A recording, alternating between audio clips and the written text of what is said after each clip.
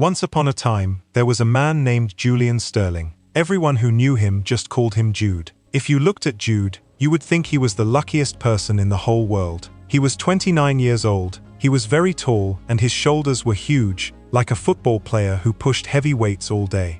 But Jude did not play football. He built things on computers. He made a special fitness program for phones that helped people get strong. Millions of people bought his program. Because of this, Jude had more money than you could ever try to count. He was a billionaire. He lived in a giant house in the sky. His house was the very top floor of the tallest, shiniest building in the big city of Chicago. But even with all his money and his big muscles, Jude was very unhappy inside. His heart felt cold and heavy all the time. He believed that nobody in the world actually cared about him. He thought people only smiled at him because they wanted to reach into his pockets and take his gold. He believed true love was a silly fairy tale made up to trick children. To Jude, the real world was just a place where people traded money for feelings. Tonight, Jude was throwing a massive party in his giant house in the sky. The walls of his living room were made entirely of clear glass. You could look out and see all the tiny lights of the city far below, looking like scattered diamonds. Inside the room, there were hundreds of people. The women wore shiny, beautiful dresses that cost more than most people pay for a car. The men wore sharp black suits and drank fancy juice from tall, thin glasses. There was loud music playing, but it did not sound happy. It just sounded like noise. Jude stood alone in the corner of the giant room. He did not smile. He crossed his huge arms over his chest. He watched all the people laughing and talking. He watched the way they looked at his expensive paintings on the walls. He watched the way they looked at the expensive food on the tables. He thought they all looked like hungry wolves wearing nice clothes. His girlfriend, a woman named Victoria, was standing on the other side of the room. Victoria was very beautiful. She had long, straight black hair that shined under the lights. She wore a bright red dress that swept across the floor when she walked. Jude used to think he loved Victoria. He used to think her smile was real. He had bought her beautiful rings and taken her on big airplanes to islands where the sand was white and the water was clear blue. But tonight, he was going to learn a very hard lesson. Jude decided he wanted to talk to Victoria. He wanted to tell her he was tired and wanted all these loud people to leave their house. He started walking across the shiny floor, but as he got closer to her, he noticed she was not talking to her friends. She was hiding near a tall green plant in the corner. She was talking in a very quiet voice to a man wearing a gray suit. Jude knew that man. That man was a lawyer.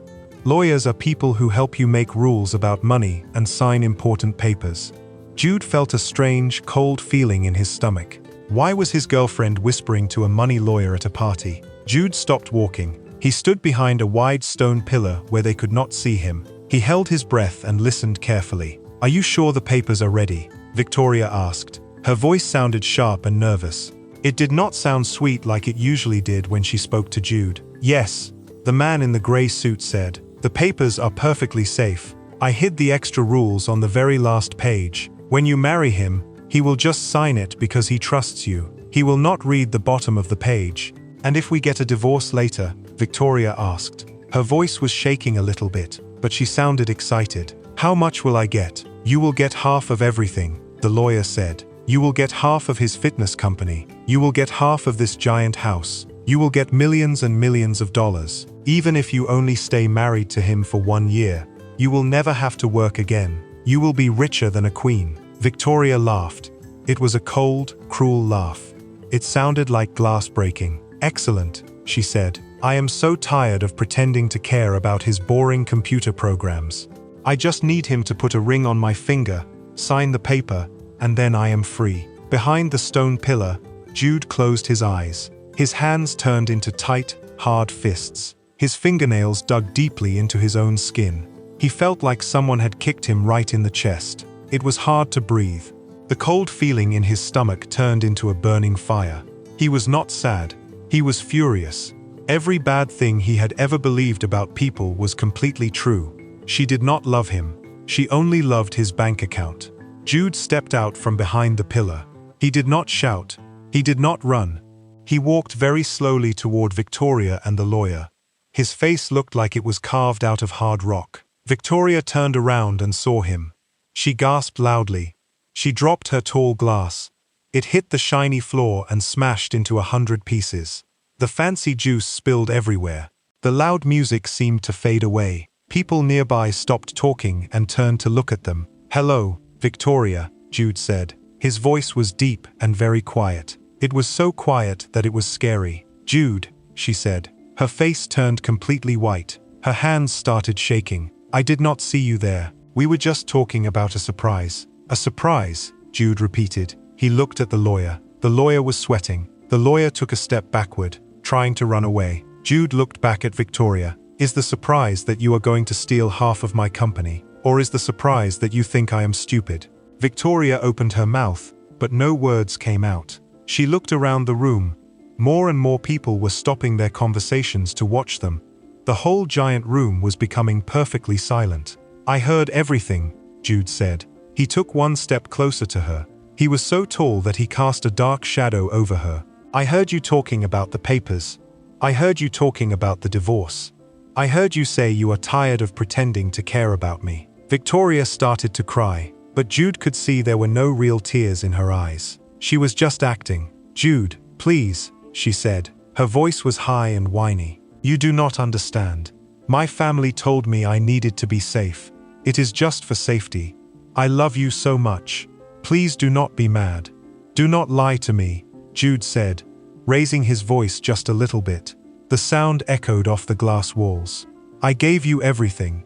I bought you the clothes you are wearing right now. I bought the shiny car you drive. I let you live in my home, and you stand in my house, drinking my juice, plotting to rob me." Some people in the crowd gasped. Someone in the back pulled out a glowing phone to record a video. Jude pointed a long, angry finger at the person with the phone. "Put that away right now," Jude ordered. The person quickly hid the phone. Jude turned back to Victoria. "We are done," Jude said. The burning fire in his chest was getting hotter. "I want you out of my house. I want you out of my life. I never want to see your face again. But where will I go?" Victoria cried, wiping her dry eyes. "I live here with you. That is not my problem anymore." Jude said, "You can go sleep in the lawyer's house. You have exactly 5 minutes to pack your expensive bags and get out of my sight. If you are not gone in 5 minutes, I will have the security guards throw you onto the street." Victoria opened her mouth to argue, but she looked at Jude's eyes and stopped. His eyes were dark and empty. She turned around and ran down the long hallway toward the bedrooms. The lawyer quickly ran toward the front door and disappeared into the elevator. Jude turned to look at the huge crowd of silent, staring people. "The party is over," Jude told them. "Go home.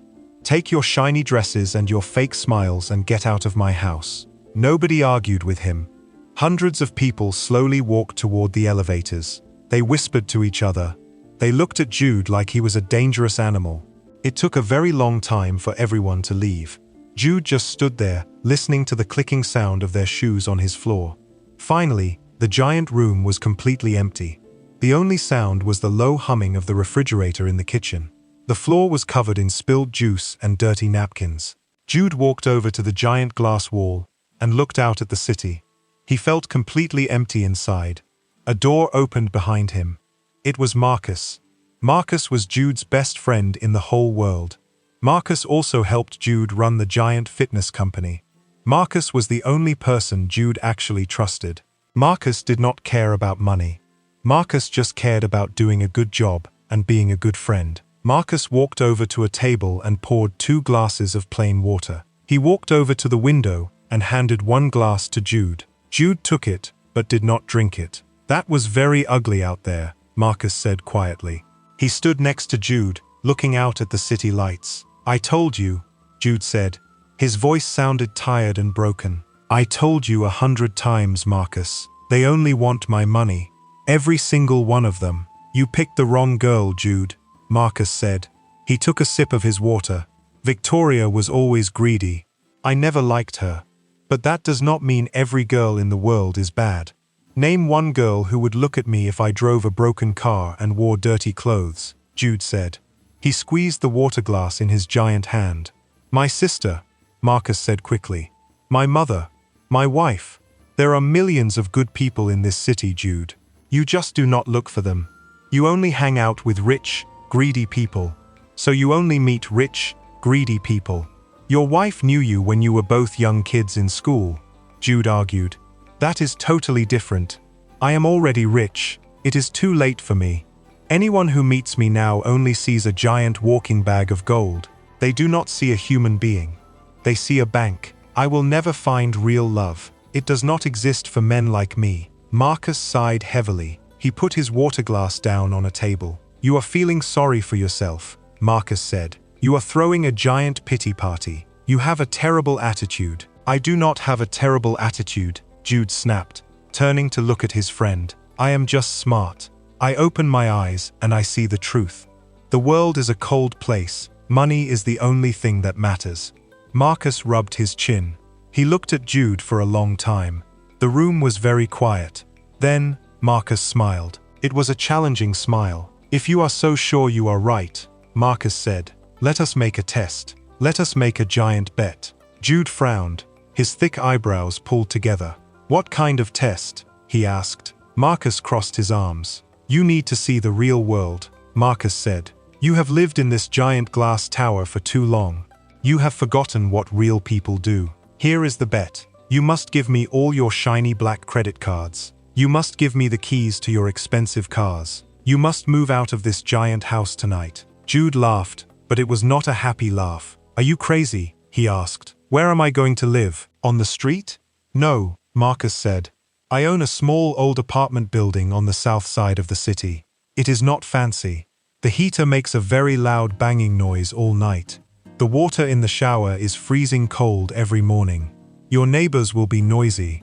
You will live in a tiny room there. What will I do all day? Jude asked. He was starting to get angry again. I have a giant company to run. I will run the company, Marcus said calmly. You will work a normal job. I found a job for you already. You will wear a cheap uniform, and you will punch paper tickets on a big red tourist bus. You will work outside in the cold wind.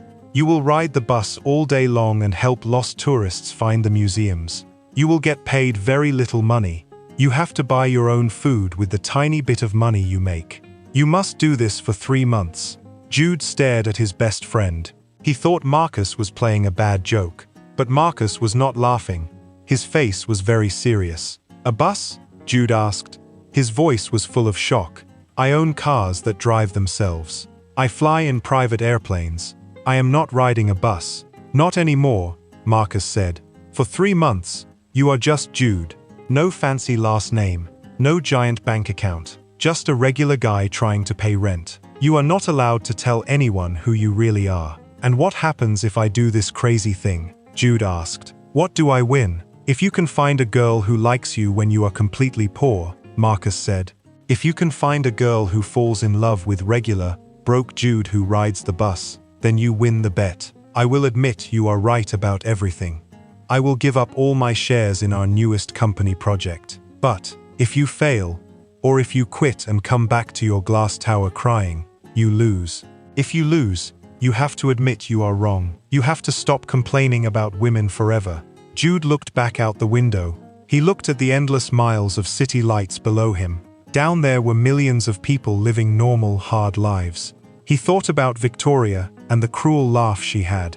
He thought about how badly he wanted to prove to the world that everyone was just as selfish as she was. He wanted to win this bet to show Marcus that the world was a dark, greedy place. Jude turned away from the window. He reached into his fancy suit pocket. He pulled out his shiny black leather wallet. He took out every single plastic credit card he had. He grabbed the heavy, shiny keys to his expensive cars. He walked over to Marcus and dropped all of it loudly onto the glass table. You are on, Jude said, staring right into his best friend's eyes. I will take your silly bet. I will live in your cold apartment. I will ride your stupid red bus. And in 3 months, when I am still completely alone, you will owe me a lot of money. Marcus picked up the shiny cards and the keys. He put them in his pocket. Good luck, broke guy, Marcus said. You are going to need it. Pack a small bag. Your new life starts tomorrow morning at 6 o'clock sharp. Do not be late for your bus. Jude woke up because a terrible noise was hitting him right in the ears. Bang, bang, bang. He opened his eyes and stared at a dirty yellow ceiling. He was completely confused. He was not in his giant, quiet glass house in the sky. He was in a tiny, dark room. The loud noise was coming from a rusty metal pipe in the very corner of the room. The pipe was supposed to bring warm air to the room, but it only brought noise. Jude sat up on the thin mattress. His back hurt in places it had never hurt before. The blanket covering him was very thin, and it smelled a little bit like old soup. He shivered. The air in the tiny room was freezing cold. He looked at the cracked wall and hit it hard with his giant hand. "Turn off that banging noise," Jude shouted at the metal pipe.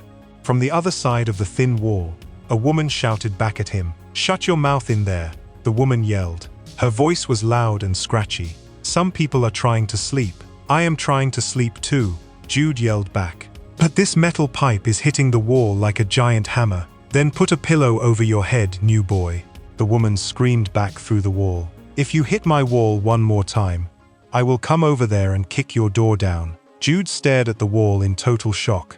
He was a billionaire. He was the big boss of a giant company.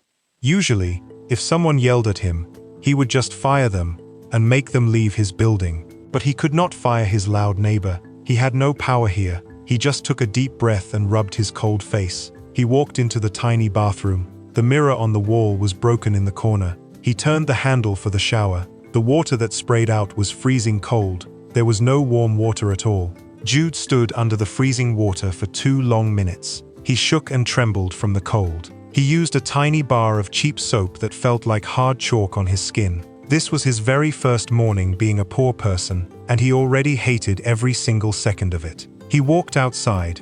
He had to walk 10 blocks to the bus station. The wind blowing off the big lake was brutal. It cut right through his thin jacket like a sharp knife. When he finally got to the giant garage, where the big red buses were parked, his teeth were chattering together. He walked into a small, dirty office. A short man with very little hair and a messy shirt was sitting behind a metal desk. The man was eating a sticky donut and looking at some papers. This was Stan. Stan was the boss of the bus drivers and ticket conductors. "Who are you?" Stan asked. He did not look happy to see Jude. He chewed his donut very loudly. "My name is Jude," he said. "I am the new ticket conductor. Marcus sent me here to work." Stan looked Jude up and down. He looked at Jude's giant arms and his broad shoulders. "You look like a professional wrestler," Stan said. "Do you even know how to punch a paper ticket, big guy? Your hands look too big for the little hole puncher." "I know how to do a lot of things," Jude said slowly. He was trying very, very hard not to get angry. "I am smart. I can learn how to do the job." Stan wiped sticky sugar off his mouth. "We will see about that," Stan said. "Here are the rules for my buses. You stand by the door of the bus. You smile at the tourists. You look at their tickets. You rip the ticket a little bit so they cannot use it twice. You do not sit down while you are working. You do not complain about the cold wind. And most importantly, you do not argue with the customers. If a customer screams at you, you just smile and say thank you. Do you understand my rules?" "I understand," Jude said.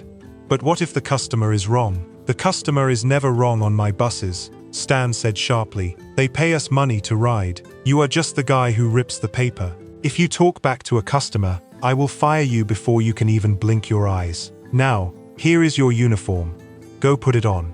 Stan threw a pile of bright red clothes onto the metal desk. Jude picked them up. The clothes felt terrible. They felt like they were made out of cheap plastic bags. They were stiff and scratchy. Jude walked into the bathroom and put them on. The pants were way too short. They stopped right above his ankles, showing his socks. The red jacket was way too tight across his huge chest. The plastic buttons looked like they were going to pop right off the shirt. He felt totally silly. He felt like a giant, angry red tomato. Jude walked back into the office. Stan started laughing loudly. "You look completely ridiculous," Stan said, pointing at him. "But you will have to wear it. Go to bus number 4. Your shift today is 12 hours long." For the next 3 days, Jude lived in a walking nightmare. He had to stand on the open top deck of the giant red double-decker bus. The bus drove in a big circle all around the city. It drove past tall buildings and big museums. The wind up on the top deck was terrible. It blew right into his face all day long.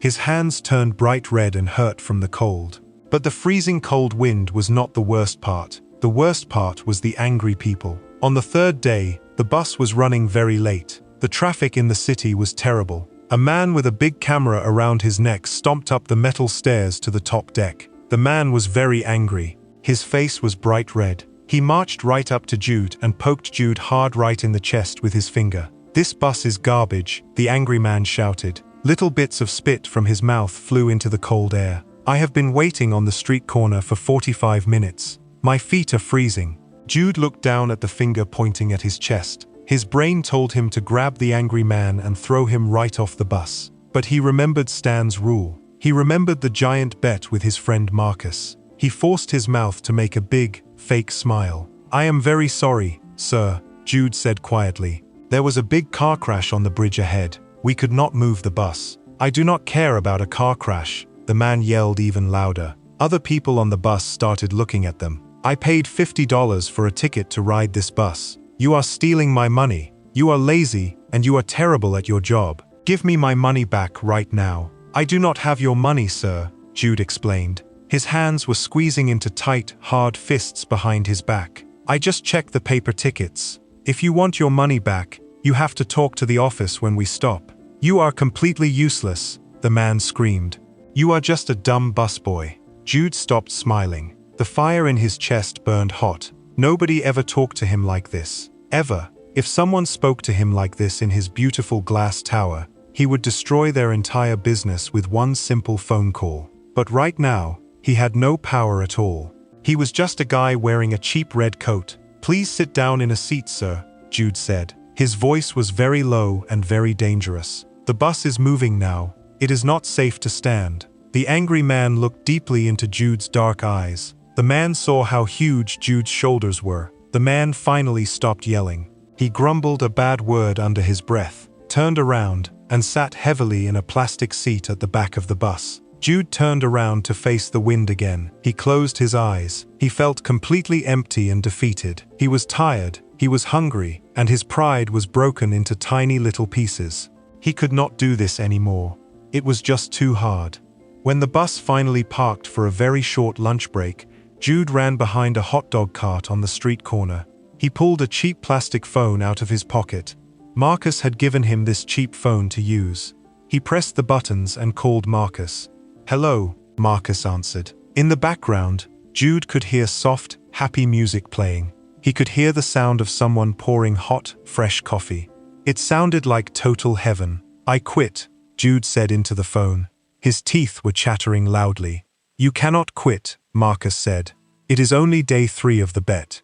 "I am freezing to death, Marcus," Jude yelled into the phone. "My toes are turning purple inside my boots. My back hurts from the terrible bed in the apartment.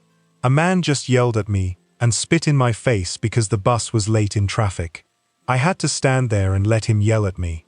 I hate this. I hate being poor.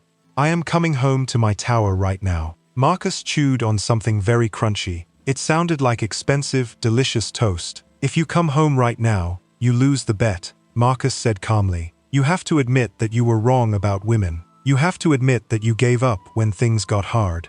"I do not care about the bet anymore," Jude shouted at the hot dog cart. "I will just buy this stupid tourist bus company with my money and fire everyone. I will fire Stan. I will throw that angry tourist right into the cold lake." "That is cheating," Marcus said. "You cannot use your money to solve this problem. That is the main rule. Are you really going to let a rude tourist and a cheap red coat defeat the great Julian Sterling? Are you really that weak?" Jude gripped the cheap plastic phone tightly. "I am not weak," Jude growled. "Then prove it," Marcus said. "Stay on the bus. Finish your first week. Find a girl who likes you just for being you. Or, you can come back to your glass tower and be a lonely, sad billionaire forever.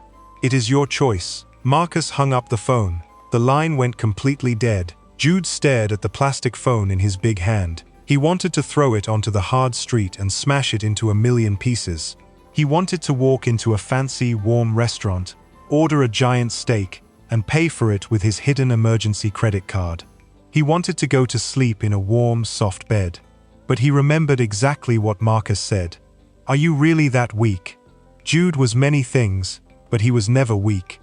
He never gave up on anything in his whole life. He built a giant company from absolutely nothing. He could survive a few more bus rides in the cold. He was going to win this giant bet. He was going to prove to Marcus that the world was greedy and terrible, and then he was going to go back to his real, rich life as a winner. Jude took a deep breath of the freezing city air. He rolled his stiff, sore shoulders. He looked down at his bright red pants that were way too short. He shook his head and laughed just a little bit. It was a completely crazy situation. He put the cheap phone back into his pocket. He walked out from behind the hot dog cart.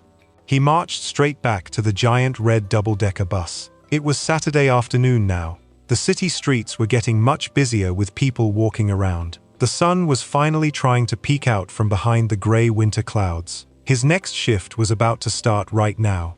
He walked up the metal steps of the bus, ready to punch more paper tickets, ready to face more angry tourists, and absolutely determined to never give up the fight. Jude stood next to the open doors of the giant red bus. The bus was parked at the busiest street corner in the middle of downtown Chicago.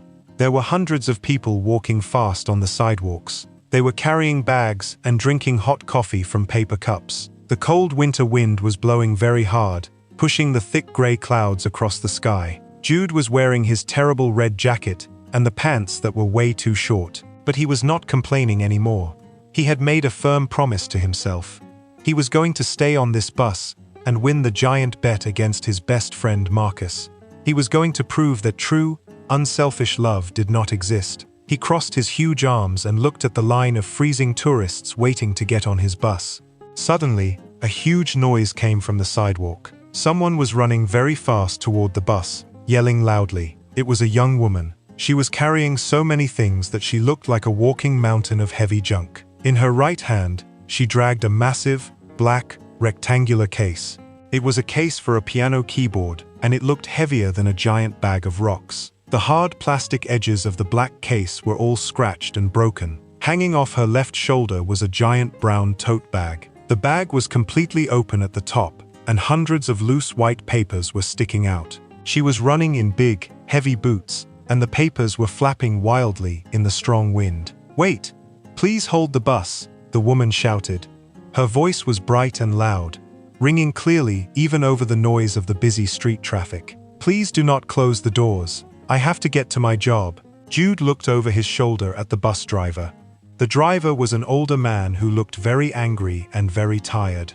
The driver put his heavy hand on the metal lever to close the doors. The driver did not want to wait for anyone who was running late. "Wait," Jude told the driver sharply. "Do not close the doors yet. Let her get on." The driver grumbled a bad word under his breath, but pulled his hand off the lever. The woman reached the bottom of the bus steps. She was breathing very hard, puffing small clouds of white air into the cold.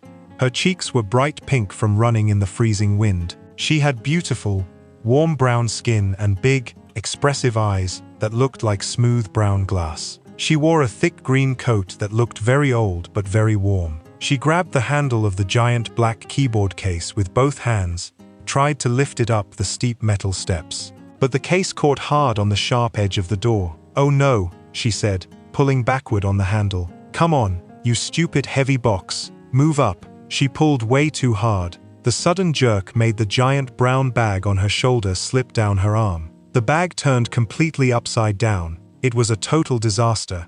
Dozens and dozens of white papers spilled out everywhere. They went flying into the air like a flock of crazy white birds. At the same exact time, she reached into her deep coat pocket to get her bus money. Her hand slipped on the fabric, and a huge handful of silver coins fell out of her pocket. The coins hit the metal floor of the bus. Clink, clank, ping. The coins rolled everywhere. They rolled under the plastic seats. They rolled under Jude's heavy black boots. "Oh my goodness," the woman cried out in total panic. She dropped to her knees on the dirty metal floor. "I am so sorry. This is a complete mess.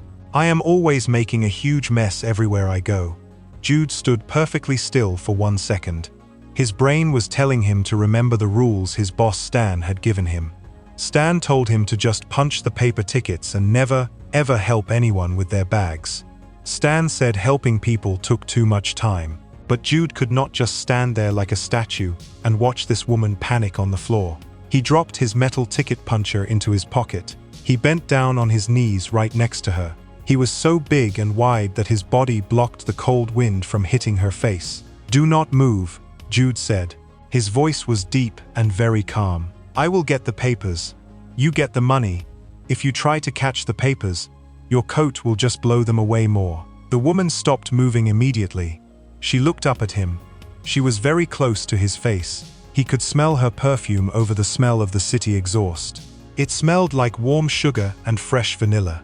She looked at his serious face, and then she looked at his giant shoulders pushing tightly against the cheap red jacket. "Okay," she said softly, letting out a long breath. "Thank you. Thank you so much. You are a total lifesaver." Jude reached out with his big hands.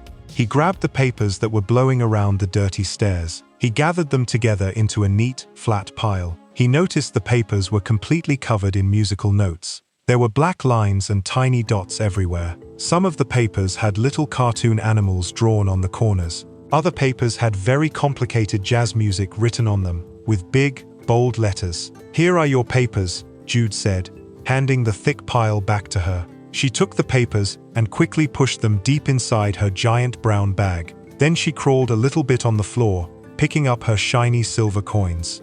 Jude helped her find the last few pieces. He reached his long, muscular arm far under a plastic seat and pulled out 3 shiny quarters. He held them out to her flat in his palm. She placed her soft hand right on top of his giant, cold hand to take the quarters. Her hand was incredibly warm. Jude felt a strange, tiny shock run straight up his arm when her skin touched his. He pulled his hand back very quickly, feeling totally confused by the strange feeling. "I am Chloe," the woman said. She stood up and wiped the dark dust off her green coat. She was smiling a very big, beautiful smile. Her smile was so bright and real that it made the whole dark, freezing bus feel a little bit warmer. "I am Jude," he said. He stood up too. He was much taller than she was. He had to look down to see her face. "Well, Jude," Chloe said.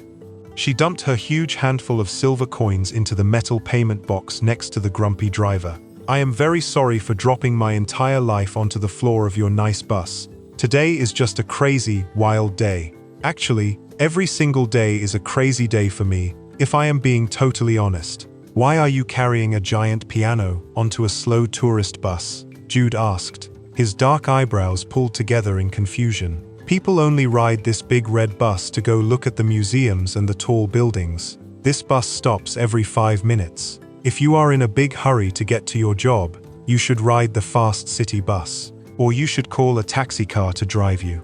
Chloe laughed out loud. Her laugh was a beautiful, rich sound.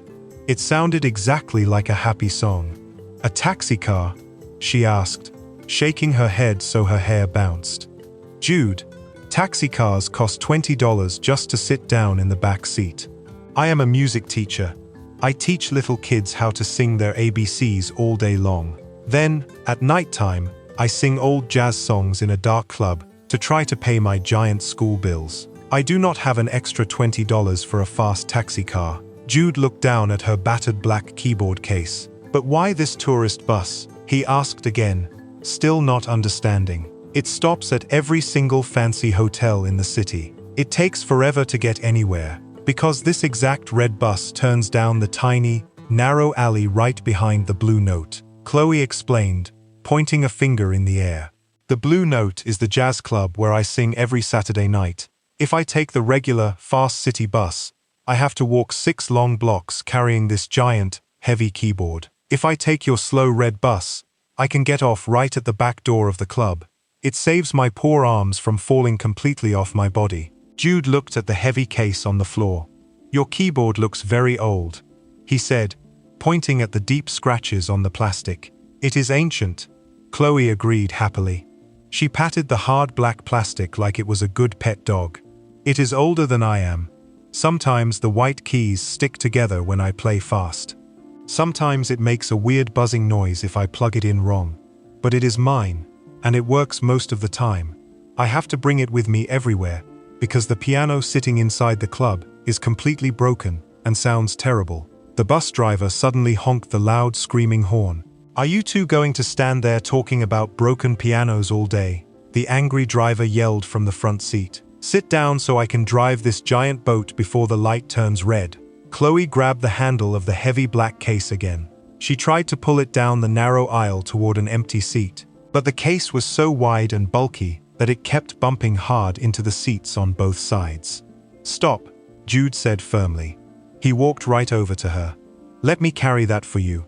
It is way too big for the aisle. You are going to break the seats.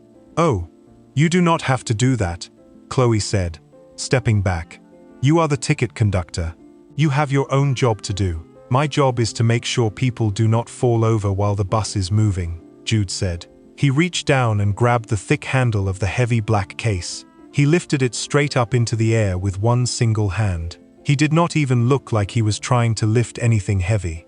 To him, the giant keyboard felt as light as a soft feather. Chloe opened her big brown eyes very wide. She stared at his huge arm muscles popping tight against the cheap red fabric of his jacket. Wow, she said softly, sounding very impressed. You are incredibly strong. Do you lift heavy cars for fun on the weekends? Jude felt his face get a little bit hot. He was absolutely not used to pretty girls looking at him like that when he was wearing cheap, ugly plastic clothes. He was used to girls looking at his fancy watches or his expensive sports cars. I just work out, he mumbled quietly. He carried the giant case easily down the aisle and slid it safely under a large, double seat near the back of the downstairs section. Chloe followed him closely and sat down in the seat right next to where he put her keyboard case. She patted the empty plastic seat right beside her leg. Sit with me for a minute, she offered with a bright smile. I cannot sit down, Jude told her, shaking his head. My boss Stan said if I sit down for even 1 minute, he will fire me immediately. I have to stand up by the door and rip the paper tickets for the tourists. Stan sounds like a terrible, mean boss, Chloe said. She frowned, and her whole face looked sad for him. That is a very cruel rule. How can you stand up on a moving floor for 12 hours straight? Your feet must be screaming in pain by the time you go home. My feet are totally fine, Jude lied smoothly. Actually, his feet were hurting so badly that he wanted to chop them off and throw them in the trash. The cheap boots he bought were giving him terrible blisters, but he was absolutely not going to tell this pretty, smiling girl that he was tired or in pain. Well, if you must stand up like a soldier, stand right here next to my seat, Chloe said. She smiled up at him again, refusing to let him walk away. I want to talk to you. You helped me pick up my money and my papers. That makes us friends now. Jude leaned his broad back against a metal pole right next to her seat. He looked down at her. Nobody had ever said they were his friend just because he picked up some dirty coins from a floor. Usually, people only wanted to be his friend because they wanted a high-paying job at his big company, or they wanted him to buy them expensive dinners at fancy restaurants. Why do you look so grumpy, Jude? Chloe asked him suddenly. She tilted her head to the side and studied his face. You have a very handsome face, but you frown so hard that you look like an angry bear. Did someone steal your honey today? Jude was totally shocked. Nobody ever talked to him like this. People in his giant glass tower were always deeply afraid of him. They always agreed with every single word he said. They never called him an angry bear. I am not grumpy, Jude said. His voice sounded a little bit tight and defensive. I am just cold, and this red uniform is very itchy on my neck, and I do not like dealing with angry tourists who yell at me all day long. I get it, Chloe nodded slowly. Her big brown eyes looked very kind and understanding. Working a hard job for very little money is terrible. Believe me, I understand exactly how you feel. Sometimes I have to teach singing to little kids who just want to scream loudly and throw sticky juice boxes at my head. It is very tiring. But you cannot let the hard jobs steal your joy, Jude. If you let the angry people make you grumpy inside your heart, then they win. Jude crossed his giant arms over his chest. Who wins? He asked. The bad days, Chloe answered simply, as if it was the most obvious thing in the world. The world is full of hard, heavy, unfair things. You have to look very closely to find the tiny pockets of good things to keep yourself going, like a hot cup of coffee or a really good song playing on the radio, or a strong, tall guy helping you carry your heavy piano onto a bus. Jude stared down at her. He thought deeply about his giant, empty glass house. He thought about Victoria and the greedy money lawyer whispering in the corner. He had everything in the whole world, every toy and every car, and he had absolutely no joy. This girl sitting in front of him had a broken piano and a heavy bag of papers, and she was smiling like she owned the entire city. What do you do when you are not riding slow buses and carrying heavy things? Chloe asked him, breaking the silence. Jude froze. He had to remember his fake story. Marcus told him he needed to practice a good fake story, so people would not figure out he was a secret billionaire. I used to be a fitness trainer, Jude lied slowly, hoping he sounded normal. I helped people lift weights and exercise in a gym, but I lost my job recently. I am just trying to make some money to pay my rent right now. I am so sorry you lost your job, Chloe said. Her voice was full of real, honest caring. It was not fake. She really felt bad for him. But you will find something much better soon. You are smart, you are strong, and you are kind to clumsy strangers who drop their coins. Good things will happen to you, I promise. Jude felt a strange, tight feeling in his chest again. It was not the angry, burning fire he felt when he caught Victoria lying to him. It was a completely different feeling. It felt warm. It felt like someone had just wrapped a heavy, soft blanket around his cold shoulders. The bus drove slowly down the busy street, stopping at red lights and letting more tourists on and off. For the next 20 minutes, Jude stayed right next to Chloe's seat. He completely forgot about the freezing cold wind blowing through the doors. He forgot about his itchy red pants. He forgot about the angry tourist who had yelled at him the day before. He just stood there and listened to Chloe talk. She told him all about her grandfather. She told him that her grandfather used to play the shiny brass trumpet in famous jazz bands a long time ago. She told him that she wanted to sing real jazz music to make her grandfather proud up in heaven. But it is so incredibly hard to get a real music record made, Chloe sighed, looking out the large bus window at the passing buildings. It costs thousands and thousands of dollars to rent a quiet music studio with good microphones. I save every single penny I make, but it feels like I will never have enough money. Sometimes I just want to give up and only teach the alphabet to the sticky children forever. Do not give up, Jude said suddenly. The words flew out of his mouth fast, before he could even stop them. You seem very brave and stubborn. You will get your music record made. Chloe looked up at him. The afternoon sun was starting to set, glowing bright orange through the dirty bus windows. The soft light made her face look incredibly beautiful. Thank you, Jude, she said softly. That means a lot to me. You are a very good listener. Most people just want to talk about themselves, but you actually listen.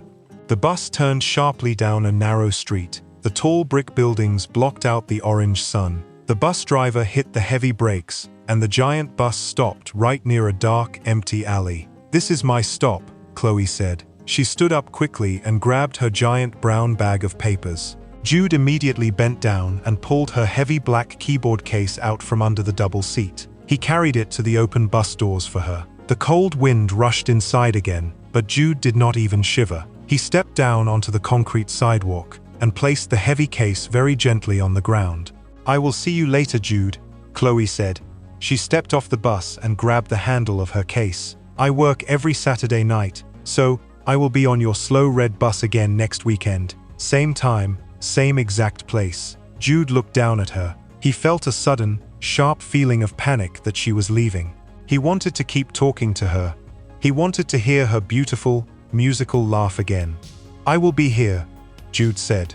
He forced his face to stay serious, but his heart was beating very fast inside his chest. Do not drop your money all over my floor next time. Chloe laughed her bright laugh again. No promises, angry bear. She called out loudly over the wind. She turned around and started dragging her heavy case down the dark alley toward the back door of the jazz club. Jude stood on the cold sidewalk and watched her walk away until she disappeared inside the old brick building. Hey, the bus driver yelled from his seat. Are we driving this bus today, or are we camping here all night? Get back on the bus, new boy. Jude turned around and walked up the steep metal steps. The doors hissed closed behind him with a loud noise. He walked back to his spot by the window. The bus started moving again. The cold wind slapped him right in the face. His cheap red pants still felt too short. His feet still hurt terribly. But Jude absolutely did not care. For the very first time since he moved into the tiny freezing apartment, he smiled. It was a real, true, happy smile. He looked out the clear window at the dark city streets. He was not thinking about his big company or his billions of dollars. He was not thinking about his giant glass tower in the sky. He was only thinking about a girl with warm brown eyes, a bright smile, and a broken piano. Saturday could not come fast enough. A whole week passed by very slowly for Jude. Monday was boring and gray. Tuesday was freezing cold. Wednesday and Thursday were full of loud traffic and angry people complaining about their tickets. But Jude did not care about the cold wind or the rude tourists anymore. He was only looking forward to Saturday. He counted the days, and then he counted the hours, and then he counted the minutes. He wanted to see the girl with the heavy black piano and the warm brown eyes. Finally, Saturday afternoon arrived. The giant red bus stopped at the busy street corner right in the middle of downtown.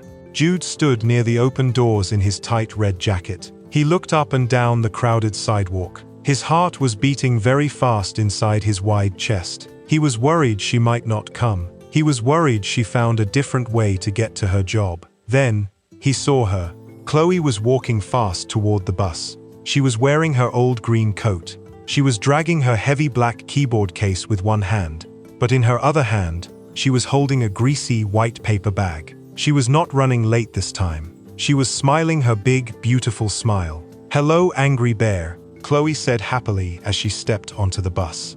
She dropped her shiny silver coins into the metal box next to the bus driver. "I am not an angry bear," Jude said, but he could not stop a small smile from growing on his face. He immediately reached down and took the heavy black case from her hand. He carried it to the back of the bus and slid it safely under her favorite double seat. "Yes, you are," Chloe laughed, following him down the narrow aisle. "You are big and grumpy, and you always look like you are going to growl at someone. But I brought something to make you smile today." She held up the greasy white paper bag. Delicious smells were coming out of it. It smelled like warm bread, salty meat, and sharp yellow mustard. Jude realized his stomach was completely empty. He had not eaten anything since early morning because his cheap apartment had no food in the little refrigerator. "What is inside the bag?" Jude asked, looking down at it. "It is my lunch break," Chloe explained, opening the top of the bag. "And it is your lunch break too. I bought us 2 giant Chicago-style hot dogs from the little rolling cart near my street. Do you have time to sit down and eat with me?" Jude looked over his shoulder. The bus was completely empty right now. All the tourists had gotten off to go walk around a big museum. The grumpy bus driver was already stepping off the bus to go smoke a cigarette on the sidewalk. They had 20 minutes before the bus had to move again. "Stan says I am never allowed to sit down," Jude told her, crossing his arms. "But Stan is not here right now. Let us go upstairs." Jude led the way up the steep metal stairs to the open top deck of the giant red bus. The winter sun was shining brightly today, making the air feel a little bit warmer. They walked to the very front row of the top deck and sat down on the hard plastic seats. They had a perfect view of the tall city buildings and the busy streets far below them. Chloe reached into the bag and pulled out 2 hot dogs wrapped in shiny silver foil. She handed one to Jude. He took it carefully. His hands were so huge that the hot dog looked very small in his fingers. He unwrapped the foil. The hot dog was covered in bright yellow mustard, chopped white onions, green relish, and a large green pickle. "There is no red ketchup," Jude noticed, turning the hot dog around in his hand. He was used to eating fancy steak and expensive fish in his giant glass tower. He had not eaten a simple hot dog from a street cart in many years. "If you put red ketchup on a hot dog in this city, the police will come and arrest you," Chloe said very seriously, but her eyes were dancing with happy jokes. "You just have to trust me. Take a big bite. It is the best food in the entire world." Jude took a big bite. The bread was soft and warm. The meat was perfectly salty. The pickle was crunchy. It was completely delicious. It tasted better than any expensive dinner he had ever eaten in his whole life. He chewed slowly, looking at Chloe.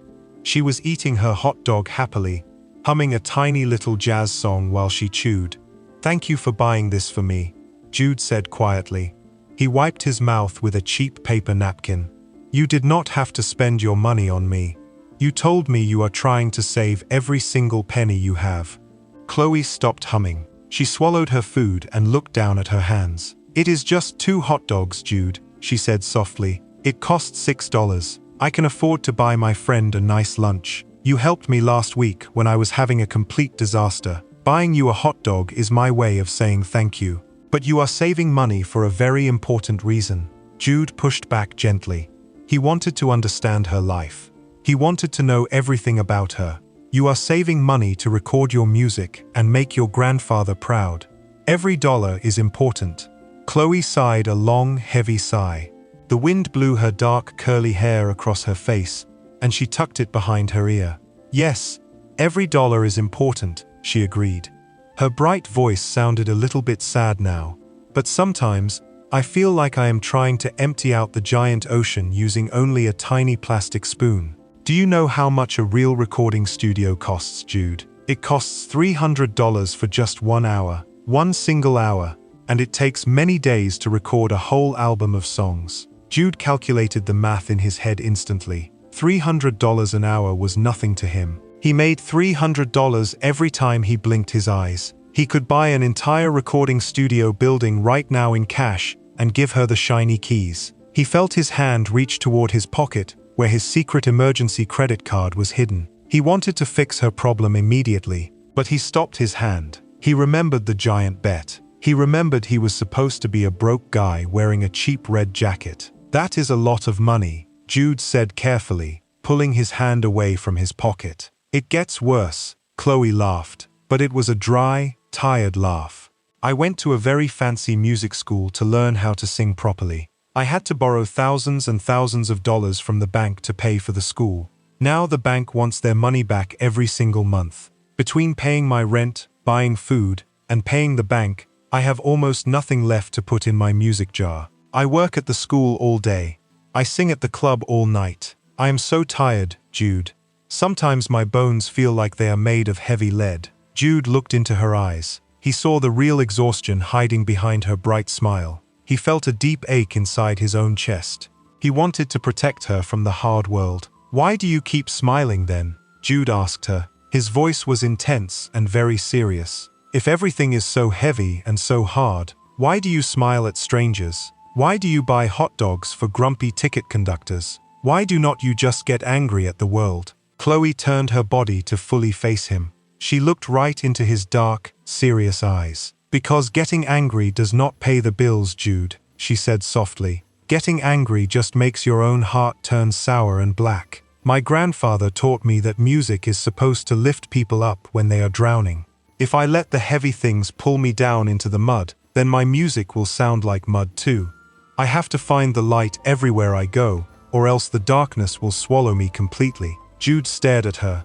He felt like she had just punched him in the stomach, but in a good way. She was exactly the opposite of his ex-girlfriend Victoria. Victoria had millions of dollars and still complained that her shiny rings were not big enough. Chloe had nothing but heavy debts and a broken piano, and she was busy trying to find the light to share with other people. "What about you, Jude?"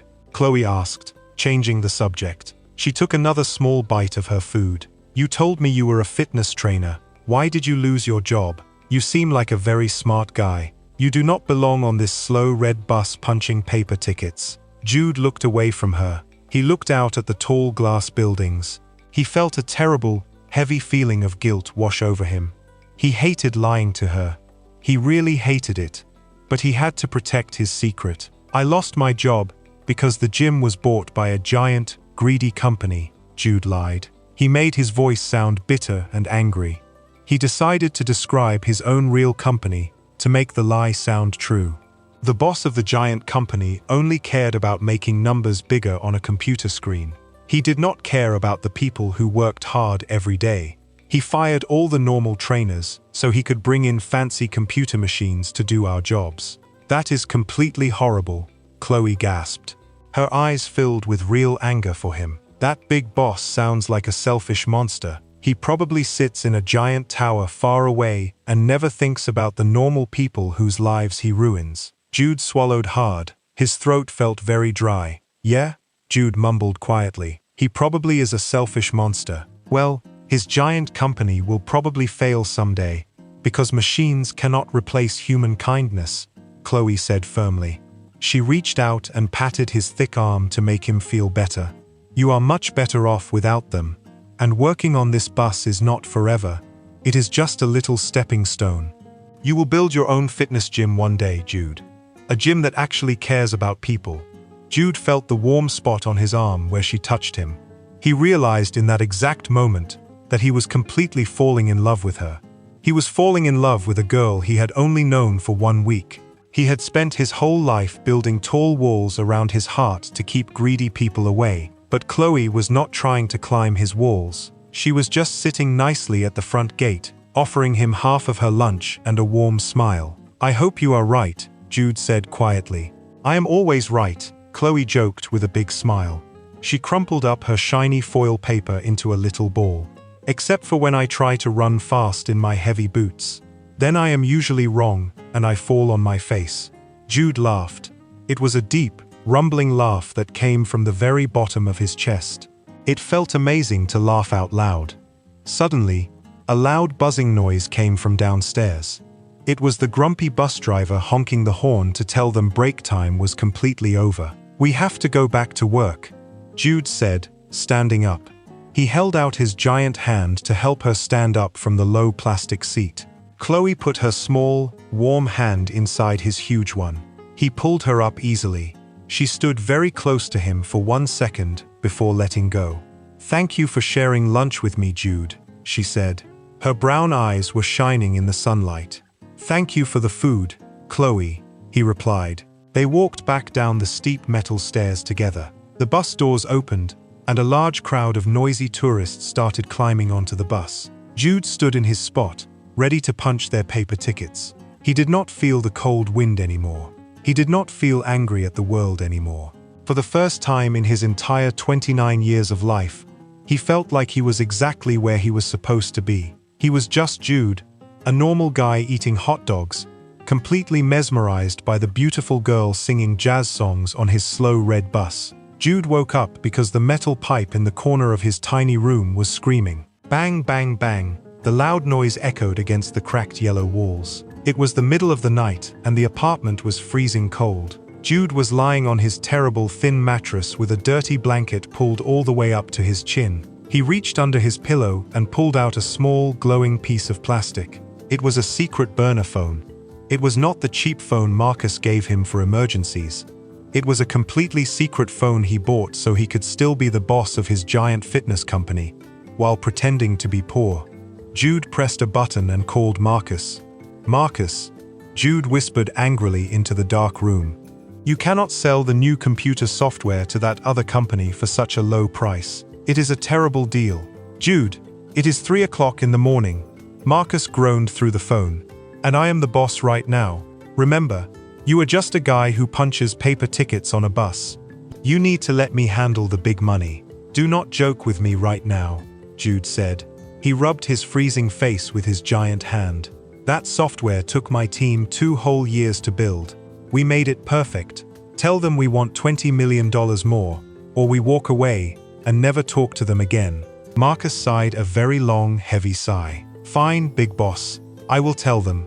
How is your crazy new life going? Are you ready to quit the bet and come back to your warm glass house in the sky? No, Jude said firmly. He clenched his jaw tight. I am not quitting. I am actually doing very well on the bus. Jude hung up the phone and pushed it deep under his mattress. He rolled over and stared at the dark wall. He was living a completely crazy double life. By day, he was counting tiny copper pennies just to buy a cheap box of dry cereal for breakfast. He worried about his rent money. But by night, he hid in the dark and argued about millions and millions of dollars. The extreme friction between his two lives was starting to make his brain feel like a rubber band stretched way too tight. It felt like it was going to snap in half at any second. Saturday morning finally came. Jude stood by the open doors of his giant red bus. The cold wind was blowing hard off the big lake, but Jude did not even zip his jacket up.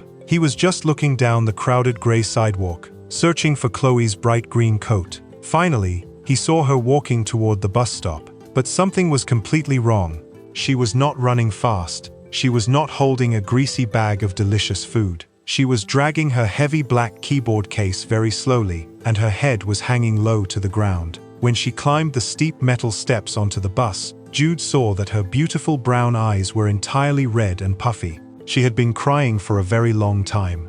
"Chloe, what is wrong?" Jude asked immediately. His deep voice was thick with worry. He hated seeing her look so sad. She dropped the heavy black case onto the metal floor with a loud thud. "It is over, Jude," she whispered. Her bright voice was shaking and sounded completely broken. "Everything is totally ruined." Jude felt his chest tighten into a hard knot. "What is ruined? Did someone hurt you? Tell me right now." "Nobody hurt me," Chloe said softly. She reached up and wiped a fresh wet tear from her cold cheek. She pointed a shaking finger down at the plastic box on the floor. "My piano died today. It is totally dead." Jude looked down at the scratched black case. "Did you put fresh batteries inside it?" he asked, trying to find a simple, easy fix. "It is not the batteries," she cried, her voice getting a little louder in pure panic. "When I plugged the cord into the wall at the music school this morning, there was a loud popping noise. A huge spark of yellow fire shot right out of the back. Black smoke came out of the speakers. I tried to turn the power on, but nothing happened at all. All the wires inside are totally burned up into crispy black pieces. We can take it to a good repair shop," Jude said calmly. He stepped closer to her, using his massive shoulders to block the freezing wind from hitting her face. "Repairmen can fix burned wires easily." Chloe shook her head side to side. "I already carried it to the repair shop on the corner," she sobbed. The man opened it up and looked inside. He said it would cost $400 to fix the main computer board. $400, Jude. I do not have $400. I only have $20 left in my whole pocket to buy food for the week. What does this mean for your music job? Jude asked quietly. It means I cannot sing at the jazz club tonight, she said, burying her face in her hands. If I do not play music tonight, the club boss will get very angry and fire me. If he fires me, I cannot pay my apartment rent next week. My whole life is falling apart just because of one stupid broken piano. Jude felt a massive wave of anger wash over him. He was not angry at Chloe. He was incredibly angry at the unfair world. He reached out and put his giant, warm hands firmly on her shaking shoulders. Take a deep breath, Jude commanded gently. Do not cry. Go to the club tonight and tell the boss you are sick with a bad fever. Tell him you will be back next week. Leave the heavy case right here on the bus with me. The bus driver honked the loud horn. Chloe nodded slowly, wiped her face with her green sleeve, and walked off the bus. Jude carried the heavy black case to the very back of the bus and pushed it safely under a seat. Then, he waited for his lunch break. When the bus finally parked, Jude did not go buy a hot dog. He walked fast into a quiet, empty alley between two tall brick buildings. He reached deep into a hidden pocket inside his cheap pants. He pulled out a thick, black plastic card. It was his secret emergency credit card. This tiny piece of plastic was magic. It could buy a giant house, a fast airplane, or 10,000 new pianos. It had absolutely no limit. He pulled out his phone and called Marcus. Hello, busboy. Marcus answered happily. Marcus, I need to use the black card, Jude said fast, pacing back and forth in the alley. Chloe's piano blew up in flames today. She is crying. She is going to lose her job and her apartment. I am going to walk to the fancy music store right now and buy her the most expensive, perfect piano they have in the entire building. The phone was completely silent for 5 whole seconds. Then, Marcus spoke. His voice was cold and hard like a heavy stone. If you swipe that black credit card, the giant bet is completely over. You lose. You have to pack your cheap bags and move back to your lonely glass tower today. Are you completely crazy? Jude yelled at the brick wall. She is going to lose everything she has. I have billions of dollars sitting in a bank doing nothing. Let me help my friend. You are missing the entire point of the bet, Jude, Marcus said firmly. Anyone can throw a giant pile of money at a problem to make it go away. That is very easy. That is exactly what rich people do. But that is not what a real friend does. That is not what real love is. Then what is love? Jude demanded loudly, squeezing the plastic phone so hard it almost cracked in his hand. Love is giving something that actually costs you real effort, Marcus explained slowly. If you buy her a magic piano with your endless bank account, you are just proving that you think money solves every single human feeling. You are acting exactly like your greedy ex-girlfriend Victoria. If you want Chloe to like you for who you really are, you have to be the broke guy. What would a broke guy do to help his friend? Jude stopped pacing. He stared down at the black credit card in his giant hand. He looked at the shiny numbers. He thought about Chloe's crying face on the bus. He realized Marcus was absolutely right. If he bought the fancy new piano, he would have to explain to Chloe how a poor bus worker got $5,000. The lie would get way too big. He would completely ruin the real, honest friendship they had built together. Jude shoved the black card deep back into his hidden pocket. Fine, Jude grumbled into the phone. I will fix it the hard way. He hung up the phone. When Jude finished his long, cold shift on the bus, he carried the heavy black case all the way back to his freezing apartment. He dropped it onto the small wooden table in his kitchen. Then, he counted his tiny pile of paper dollar bills. He had just enough money to buy some basic tools. He walked down the dark street to a cheap hardware store. He bought a small metal screwdriver, a roll of sticky black tape, and a hot tool that melts silver wire like hot glue. He went back to his tiny room and opened the piano case. He used the screwdriver to take all the tiny metal screws out of the bottom. When he pulled the heavy plastic cover off, a terrible smell of burned rubber hit his nose. The inside of the piano looked like a complicated little city made of green metal boards and colorful wires. Right in the middle, a thick red wire was completely melted into a black puddle. Jude was very smart with computers. Before he built his giant fitness company, he built tiny computer parts in his bedroom. He knew exactly how this machine worked. He plugged the hot glue tool into the wall outlet. He waited for the sharp metal tip to get dangerously hot. Then, the real work started. The tiny room was freezing cold, but Jude was sweating. His hands were huge, like giant bear paws, but he had to use them to pinch tiny, delicate little wires. It was incredibly difficult. Come on, you stupid red wire, Jude whispered to himself. He tried to attach the clean wire to the green board using the hot melting tool. The tool slipped. The burning hot metal touched the side of his giant finger. Ouch! Jude yelled loudly, dropping the hot tool onto the wooden table. It burned his skin badly, leaving a bright, angry red mark.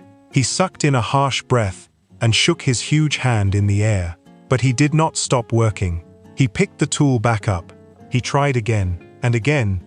The loud metal pipe in his room started banging against the wall again. Bang, bang, bang. His loud neighbor started yelling bad words through the thin wall. Jude ignored the loud banging. He ignored his angry neighbor. He ignored the sharp pain burning on his finger. He just kept working. He worked through the middle of the dark night. He worked until the sun started coming up outside his dirty, cracked window. He stripped the burned rubber off the wire, twisted the shiny copper pieces together perfectly, and melted the silver glue over the top to hold it tight. Finally, he wrapped the whole thing tightly in the sticky black tape so it was perfectly safe. He screwed the heavy plastic cover back onto the keyboard. He was totally exhausted. His eyes were red and burning from not sleeping all night. His back was stiff from bending over the small table. He found the black power cord and plugged it into the wall outlet. He held his breath. He reached out his burned finger and pressed the power button. A bright blue light turned on immediately. A happy little chime sound came out of the big speakers. Jude pressed a white key. A perfect, loud musical note filled the tiny room. He pressed a black key. Another perfect note played out loud. Jude fell back into his cheap wooden chair. He let out a giant breath of air. He looked down at his dirty, burned hands. He had built billion-dollar companies in his life, but fixing this broken piece of plastic made him feel prouder than anything he had ever done.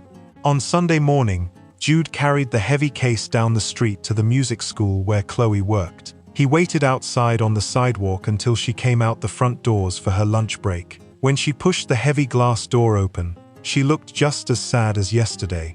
Her shoulders were slumped forward and she was looking at her boots. Then, she looked up and saw Jude standing there holding her giant black case. She stopped walking and stared at him. "Jude?"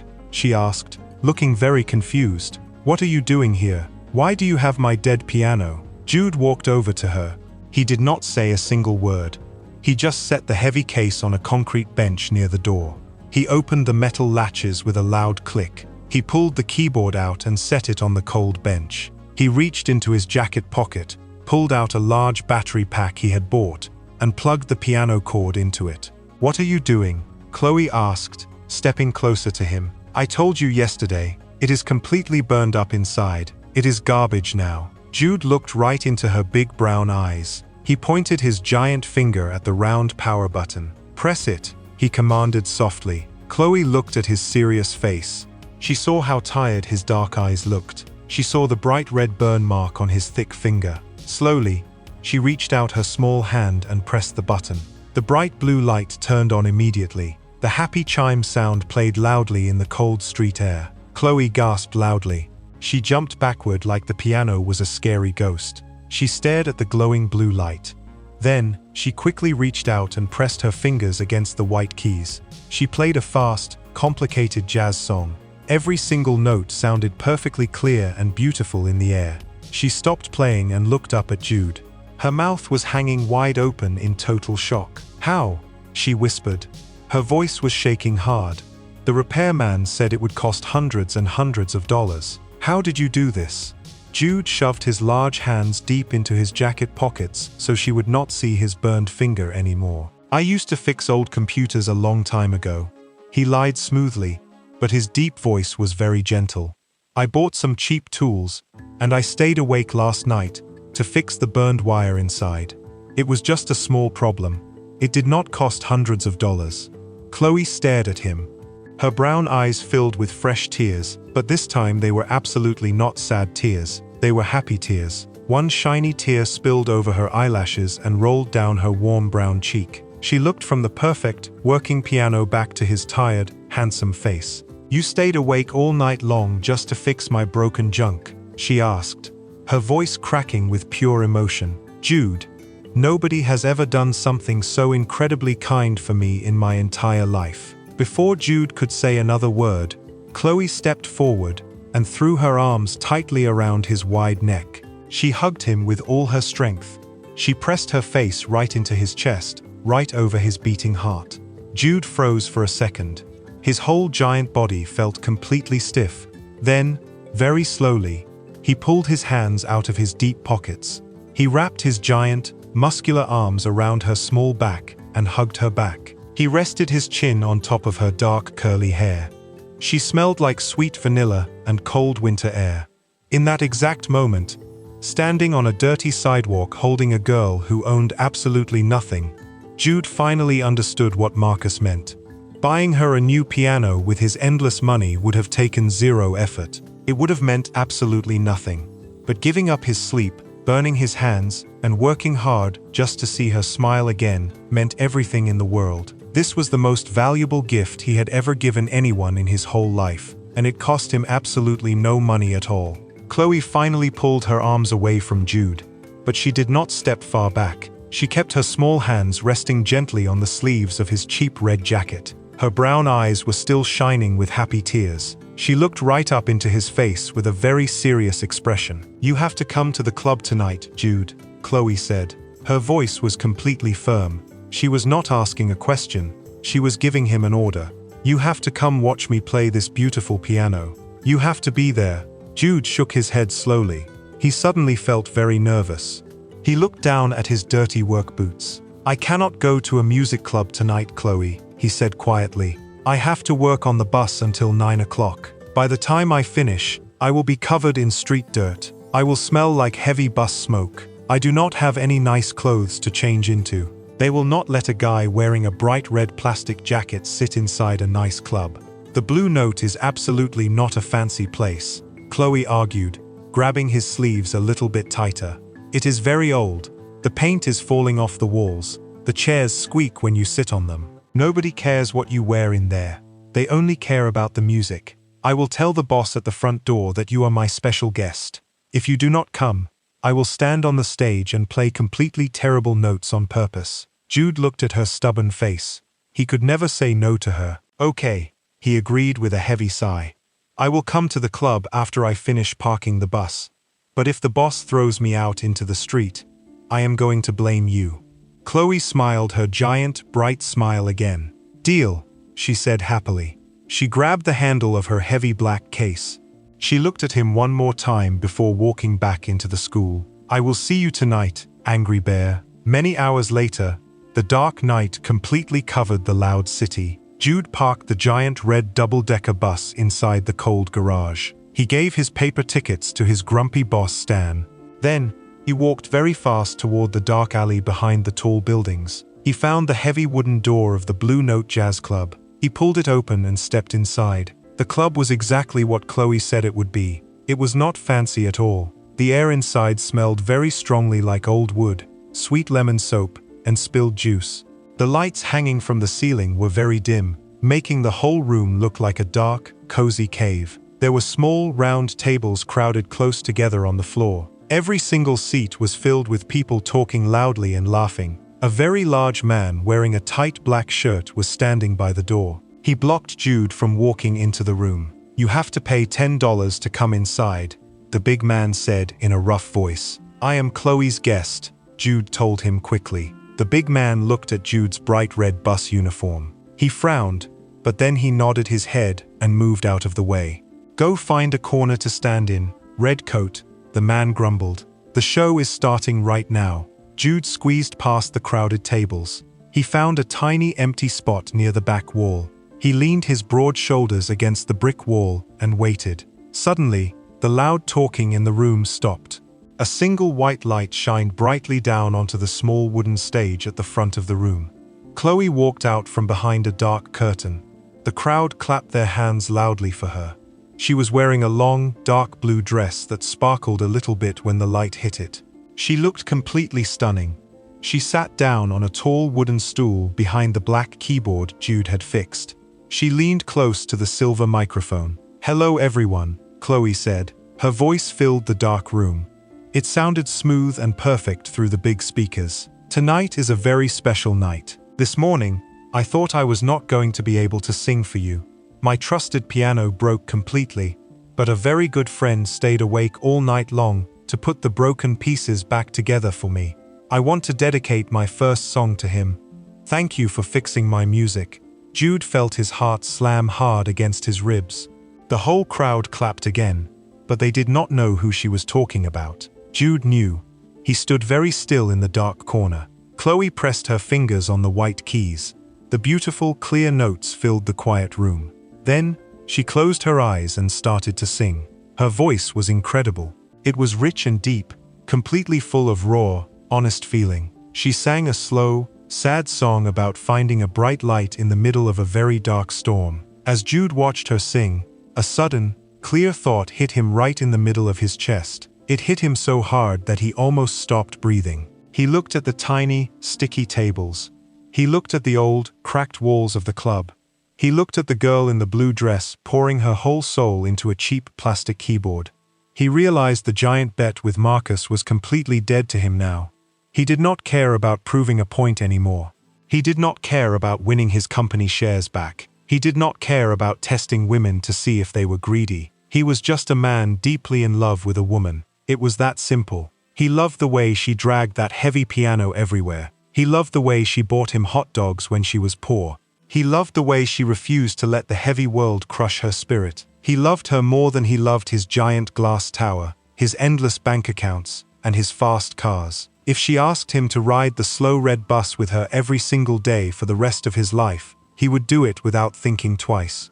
For the next 2 hours, Jude did not move an inch. He just watched her sing. He watched her make the whole crowded room smile and sway to the music.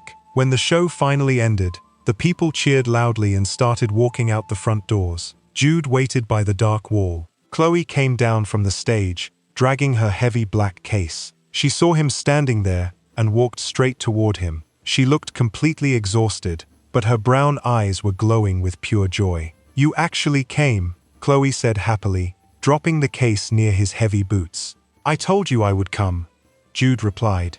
He immediately picked the heavy case up off the floor so she would not have to hold it anymore. "You were completely amazing up there, Chloe. Your voice is the most beautiful thing I have ever heard in my whole life." Chloe looked down at her shoes. Her cheeks turned a little bit pink in the dim light. "Thank you, Jude. That means everything to me. Especially coming from the man who made the music possible tonight." They walked out of the back door of the club together. When they stepped into the dark alley, the freezing winter wind hit them violently. The temperature had dropped very low while they were inside. Chloe gasped loudly and wrapped her thin arms around her body, trying to stay warm. Her blue dress was very thin and did not block the angry wind at all. "You are freezing," Jude said. He did not even think about it. He put the heavy keyboard case on the cold ground. He reached up and pulled his giant red jacket right off his broad shoulders. He was only wearing a thin white shirt underneath, but he did not care about the cold hitting his own skin. He stepped very close to Chloe and wrapped his big, warm jacket carefully around her shaking shoulders. The jacket was absolutely huge on her. The bottom of it almost reached her knees, and her small hands completely disappeared inside the long sleeves. "Jude, no," Chloe said, looking up at him with wide eyes. She tried to push the heavy jacket back toward him. "You are going to turn into a solid block of ice. You only have a thin shirt on. Take it back right now." Jude grabbed the edges of the big red jacket and pulled it tighter around her. He refused to let her take it off. "I am perfectly fine," Jude said. His deep voice was very soft. "I am a very big guy. I have a lot of extra heat. Keep it on, Chloe, please." She stopped trying to push it away. She pulled the warm fabric closer to her chin and looked up at his face. They were standing directly under a tall street lamp in the middle of the dark alley. The lamp cast a soft, yellow circle of light around them. Everything else in the city was dark and completely quiet. There were no loud cars. There were no angry tourists. There was only the two of them standing in the freezing cold night. "Why are you looking at me like that?" Chloe asked softly. Her breath made tiny white clouds in the cold air. "Like what?" Jude asked. He could not stop staring at her beautiful face glowing under the yellow light. "Like I am a complicated puzzle you are trying to solve," she whispered. She took one tiny step closer to him. The tips of her boots touched the tips of his heavy work boots. Jude felt his hands start to shake, and it was absolutely not from the freezing wind. He was terrified. He was a billionaire who made giant deals with scary businessmen every single day. But right now, standing in an empty alley, he was completely terrified. "I am not trying to solve a puzzle," Jude said. His voice sounded deep and rough. "I am just looking at you. I have never met anyone like you, Chloe. I have met a lot of people in my life. People who want things, people who take things. But you just give. You work so hard, and you have so little, and you still try to give the world your beautiful music. I cannot stop looking at you, because I have never seen anything so real before." Chloe stared up at him, the yellow light reflected in her wide brown eyes. She slowly pulled her small hands out of the giant sleeves. She reached up and rested her warm palms flat against his chest, right over his racing heart. She could feel how fast it was beating through his thin white shirt. "You are very real too, Jude," Chloe whispered. Her voice was incredibly gentle. "You act like you are so tough and grumpy, but you have the kindest heart of anyone I know. You stayed up all night to fix my broken life. You stand in the freezing cold without a coat, just so I can be warm. You are a truly good man." Jude could not hold himself back for one more second. He lifted his large, rough hands and gently held the sides of her face. His thumbs carefully brushed against her warm cheeks. She did not pull away. She tilted her face up toward him and closed her eyes. Jude leaned down very slowly. He gave her enough time to step away if she wanted to, but she stayed perfectly still. He pressed his lips against hers. It was a slow, perfect kiss. It was quiet and gentle, completely opposite from the loud, angry world around them. Under the glowing yellow street lamp, with the freezing wind pushing against them, Jude felt a giant, heavy weight completely fall off his shoulders. He felt safe. He kissed her deeply, pouring all the sudden, overwhelming love he felt right into that single moment. He forgot about his fake name. He forgot about his hidden black credit card. He forgot about the giant tower waiting for him across the city. Chloe wrapped her arms around his waist, holding onto him tightly. She kissed him back with the same honest, raw feeling she put into her music. When they finally pulled apart, they were both breathing heavily. Jude rested his forehead gently against hers. He kept his eyes closed, wishing he could stay in this dark, quiet alley with her forever. "Wow," Chloe whispered breathlessly into the cold air. "Yeah," Jude agreed softly, a tiny smile breaking across his serious face. "Wow." He opened his eyes and looked at her. He knew right then that he was going to tell her the absolute truth very soon. He had to tell her who he really was. But for tonight, he just wanted to be the lucky guy holding the most amazing girl in the entire world. He reached down, picked up the heavy black case, took her warm hand in his, and slowly walked her the rest of the way home. The next few weeks were the best weeks of Jude's entire life. He did not care that he was living in a tiny, freezing room. He did not care that his boss yelled at him every morning. He only cared about the days he had time off from the big red bus so he could see Chloe. Because he was supposed to be a completely broke guy, they could not go to fancy restaurants. They could not buy expensive tickets for big shows. Instead, they went on completely free dates all over the city. On Tuesday, they walked to the giant science museum because it was a free day for everyone. They stood in a giant room, looking up at the heavy white bones of a massive dinosaur. "Look at the size of his teeth," Chloe said, pointing her finger up at the giant skull. "I bet he could eat a whole car in one single bite." "He would not eat a car," Jude said. He smiled down at her. "Cars are made of hard metal. He would break his teeth. He probably just ate giant leaves from the tall trees." "You are no fun," Chloe laughed, bumping her shoulder against his thick arm. "You are too logical. I like to imagine him eating the bad drivers in traffic." Jude laughed loudly. He loved the way her brain worked. She made normal, boring things feel completely fun and new. On Thursday, they took a long walk through a big green park in the middle of the city. They brought a cheap loaf of bread and some sliced turkey meat. They sat on the soft grass and made messy sandwiches together. Jude watched a tiny gray squirrel run across the grass. He realized he was happier eating cold meat on the dirty ground with Chloe than he ever was eating expensive steak in his giant glass tower. The fancy food always tasted like stressful business. The cold turkey sandwich just tasted like pure happiness. But keeping his giant secret was getting harder every single day. Every time she smiled at him, he wanted to tell her the truth. He wanted to tell her he could buy the whole museum for her. He wanted to tell her she never had to worry about rent money again. But he remembered Marcus's warning. If he told her now, she would think he was a liar who played a cruel game with her real life. He had to wait for the absolute perfect time. On Saturday morning, they decided to go window shopping. Window shopping meant walking slowly down the street and looking at all the beautiful things in the glass store windows, but never actually buying anything.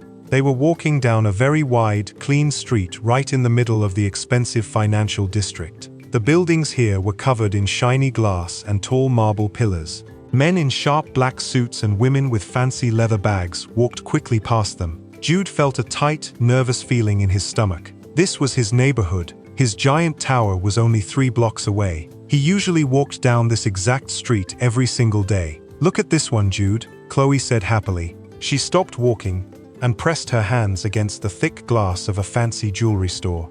Jude stopped next to her and looked through the glass. Sitting on a black velvet pillow was a shiny silver watch. It was covered in tiny, clear diamonds. "It is very shiny," Jude said carefully.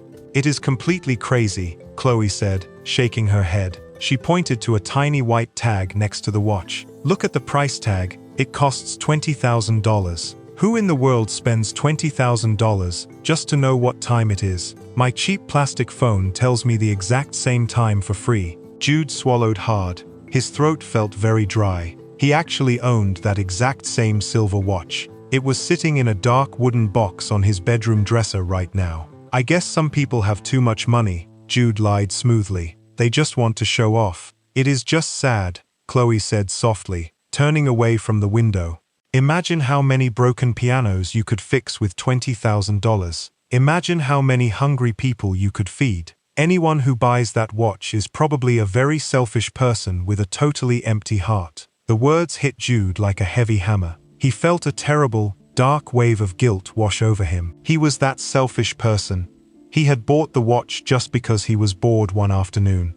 Before Jude could say anything back to her, a loud, sharp voice called out across the crowded sidewalk. "Julian!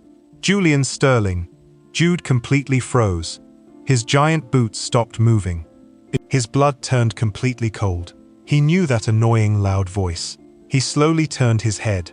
Walking out of the tall glass building right next to them was a man named Arthur Harrison. Arthur was a very rich businessman. He owned a company that tried to compete with Jude's giant fitness company. Arthur was wearing a custom blue suit, a bright yellow tie, and shiny brown shoes that cost more than Chloe's entire music school. Arthur stopped walking and stared directly at Jude. His eyes moved up and down, looking at Jude's cheap red jacket, his short pants, and his scuffed work boots. "Julian, what in the world are you doing?" Arthur asked. He sounded completely shocked and very confused. He walked right up to Jude. "Is this some kind of crazy joke? Are you going to a costume party in the middle of the day?" Chloe looked at Arthur, and then she looked at Jude. "Jude, do you know this man?" she asked. Jude pushed his hands deep into his pockets so Arthur would not see them shaking. He had to lie. He had to lie better than he had ever lied in his entire life. Jude stood up as tall as he could. He pushed his broad chest out. He completely changed the way his face looked, making his eyes wide and blank. Then, he changed his voice. He put on a thick, rough city accent. "I do not know who you are, buddy," Jude said loudly. His voice sounded totally different. "My name is not Julian. You got the wrong guy." Arthur frowned hard. He stepped even closer, squinting his eyes in the bright sunlight. "Do not play games with me, Sterling. We sat in a giant meeting room together just last month. We argued about buying that new computer software. I know your face. You are the boss of the biggest fitness company in the city." I said, "You have the wrong guy," Jude repeated. He made his voice sound a little bit angry and dangerous now. "My name is Jude.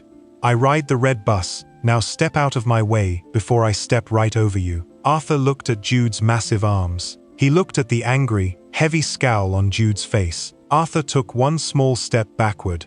He was clearly getting scared of the giant, angry man in the cheap red coat. "This is totally crazy," Arthur muttered to himself. He shook his head. "You look exactly like him, but Julian Sterling would never wear such terrible, cheap clothes. And Julian Sterling certainly does not talk like a common street worker. I am sorry.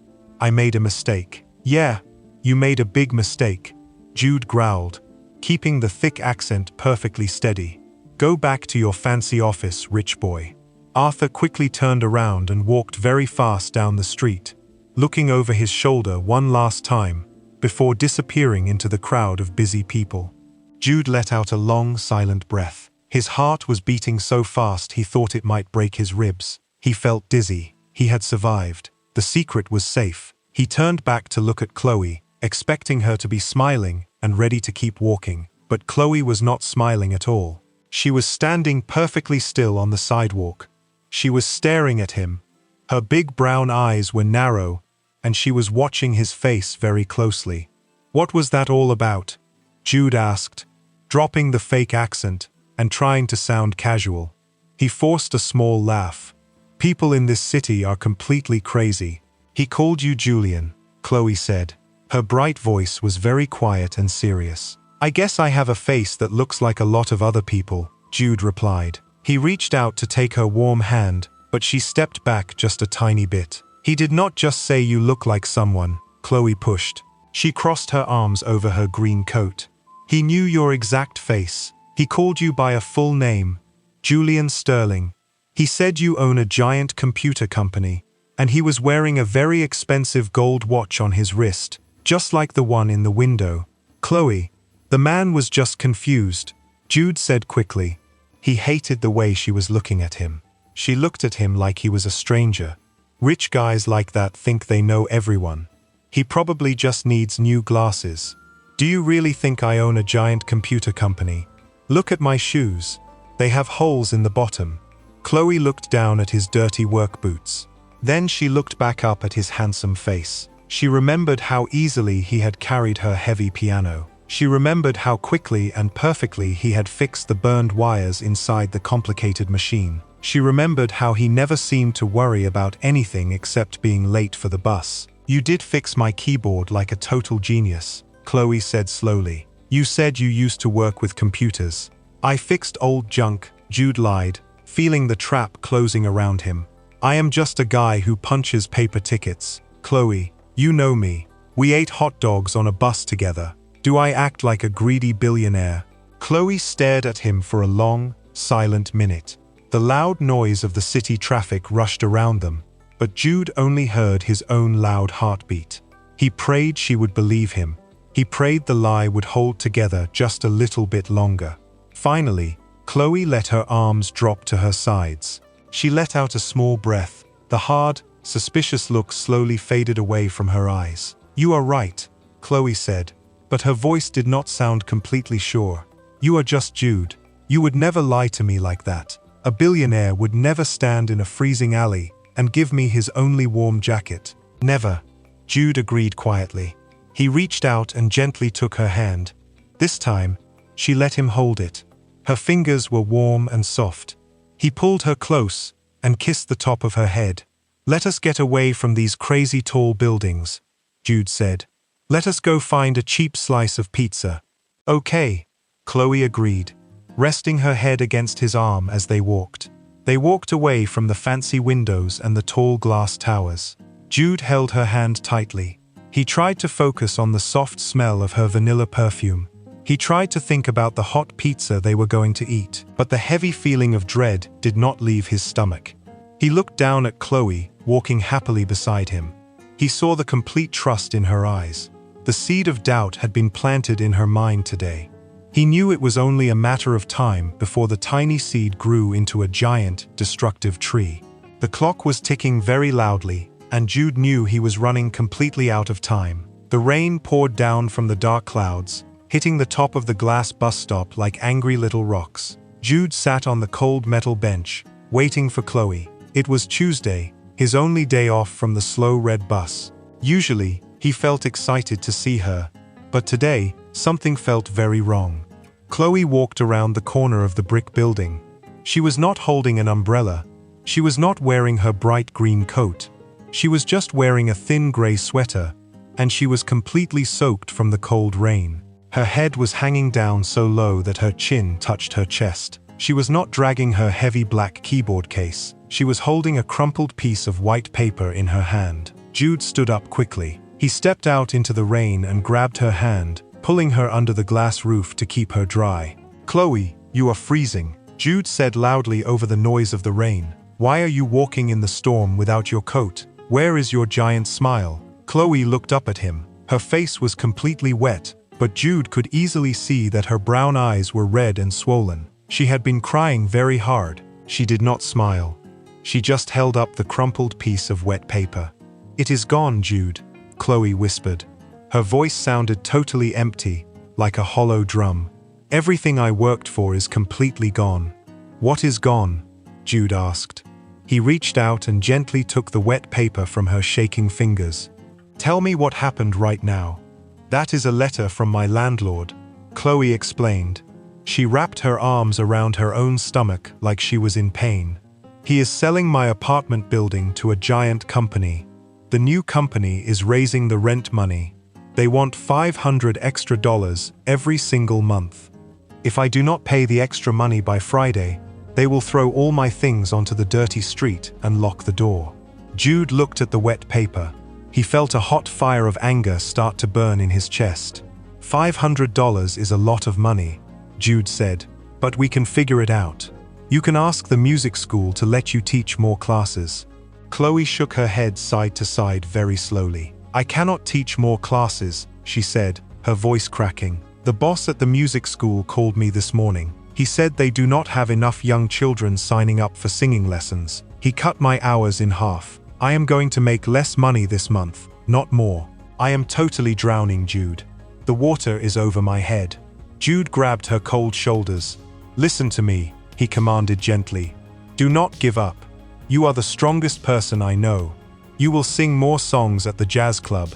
You will put out a big glass jar and ask people to give you extra tips. The people love your music. The tips will not pay $500, Jude, Chloe suddenly shouted. Her voice echoed loudly under the glass roof. She pulled away from his hands. You do not understand. You think a happy song can fix a hungry stomach. You think a nice melody can pay the greedy landlord. It cannot. Real life does not work like that. Real life is completely cruel. Jude stood perfectly still. He had never seen her yell before. He had never seen her give up. She always found the bright light in the dark places. But right now, her light was completely blown out. What are you going to do? Jude asked very quietly. I have to quit, Chloe said, dropping her face into her hands. She started to sob loudly. I called a giant shipping warehouse on the edge of the city. They need people to move heavy cardboard boxes all night long. They pay good money, but I have to start working tomorrow night. I have to work from 8 o'clock at night until 6 o'clock in the morning, every single day. Jude felt his heart shatter into tiny pieces. If you work all night long, you cannot sing at the jazz club, he said. I know, Chloe cried, wiping her wet face. I have to quit the club. I have to put my grandfather's music away in a dark box. I am never going to make my record. I am just going to be a tired girl lifting heavy boxes in a cold warehouse until my back breaks. My dream is totally dead, Jude. No, Jude said firmly. You cannot do that. You love that club. You belong on that wooden stage. You cannot go work in a dirty warehouse. Chloe looked at him with angry, tired eyes. Then who will pay the landlord, Jude? She demanded. Will you pay him? You punch paper tickets on a tourist bus. You cannot even afford to buy a new pair of boots. We are both totally poor. We have zero power. The rich people in the tall buildings make all the rules, and we just get crushed on the bottom. Every single word she said felt like a sharp knife stabbing Jude right in the chest. She was crying because she thought they were both helpless. She was giving up her entire beautiful dream for a few hundred pieces of green paper. He looked at the woman he loved. She was shaking from the cold rain and completely broken by the unfair world. And the most terrible part was that Jude was one of the rich people in the tall buildings. He had exactly $500 million sitting in a private bank account right at that very second. He could buy her apartment building, the music school, and the entire shipping warehouse with one phone call. He was letting her cry over pennies while he sat on a giant mountain of gold. Suddenly, Jude realized how incredibly stupid and childish his bet with Marcus really was. He was playing a silly game with a woman's actual life. Marcus wanted him to learn about real love. Well, Jude finally understood it. Real love meant you did not watch the person you care about drown when you have a giant boat floating right next to them. The bet was over. Jude did not care about proving a point to Marcus anymore. He did not care about winning his company shares. He only cared about saving Chloe's dream. Listen to me very carefully, Jude said. He took a step forward and wrapped his giant arms around her perfectly tight. He held her shaking body against his broad chest. You are not going to work in that warehouse. You are not going to quit the jazz club. You are going to go home, take a warm shower, and go to sleep. Do you hear me? But the rent money, Chloe sobbed against his shirt.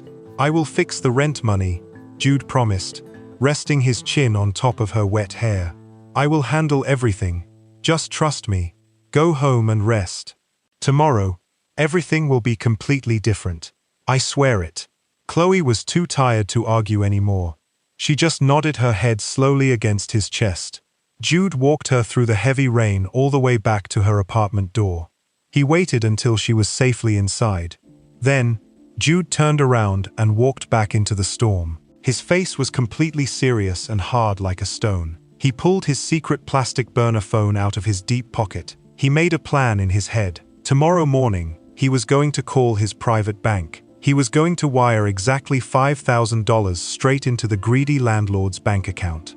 He was going to do it totally secretly, so nobody would know where the money came from. The landlord would be completely paid for a whole year. Chloe would be safe. And then, after the money was sent, Jude was going to go to her apartment. He was going to sit her down on her small couch. He was going to look right into her beautiful brown eyes and tell her the absolute truth. He was going to tell her his real name was Julian Sterling. He was going to tell her he was a billionaire. He knew she would be very angry. He knew she might scream at him for lying. But he was ready to face her anger. He could not pretend to be the broke bus conductor for one more minute. The silly game was completely finished. Tomorrow, Jude was going to show her his real world. The sun came up the next morning. Jude woke up very early. He did not put on his cheap red bus jacket. He took the scratchy plastic pants and threw them right into the garbage can. He was totally done playing games. He reached into his small travel bag and pulled out his real clothes. He put on a perfectly clean, dark blue suit. He put on his shiny black shoes. He felt like his normal, powerful self again.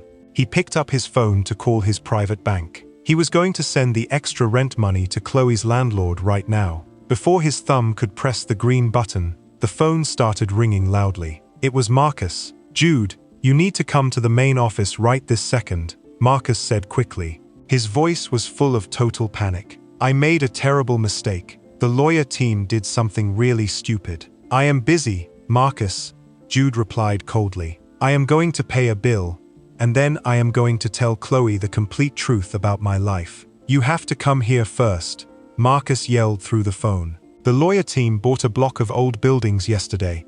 They want to knock the buildings down to build a new parking lot for our workers. But they bought the wrong block, Jude. They bought the jazz club. They bought the Blue Note." Jude stopped breathing. The shiny phone almost fell out of his hand. "You bought Chloe's music club," Jude whispered. "Yes," Marcus groaned. "And the heavy bulldozers are driving over there today to smash it to the ground." "Stop the bulldozers," Jude roared loudly. He ran out of the tiny apartment, his expensive leather shoes hitting the dirty stairs hard.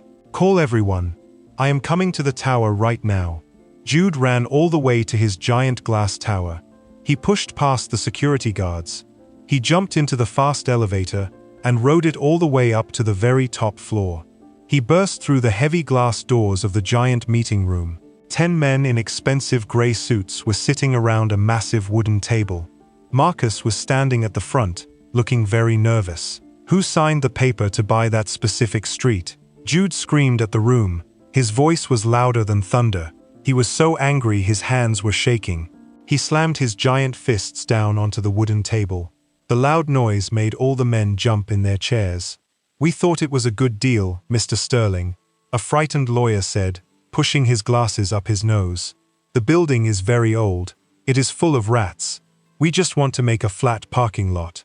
"I do not care about a parking lot," Jude yelled back, his face turning bright red. "You are going to cancel the deal right this second. That club is completely off limits. Nobody touches that building ever again."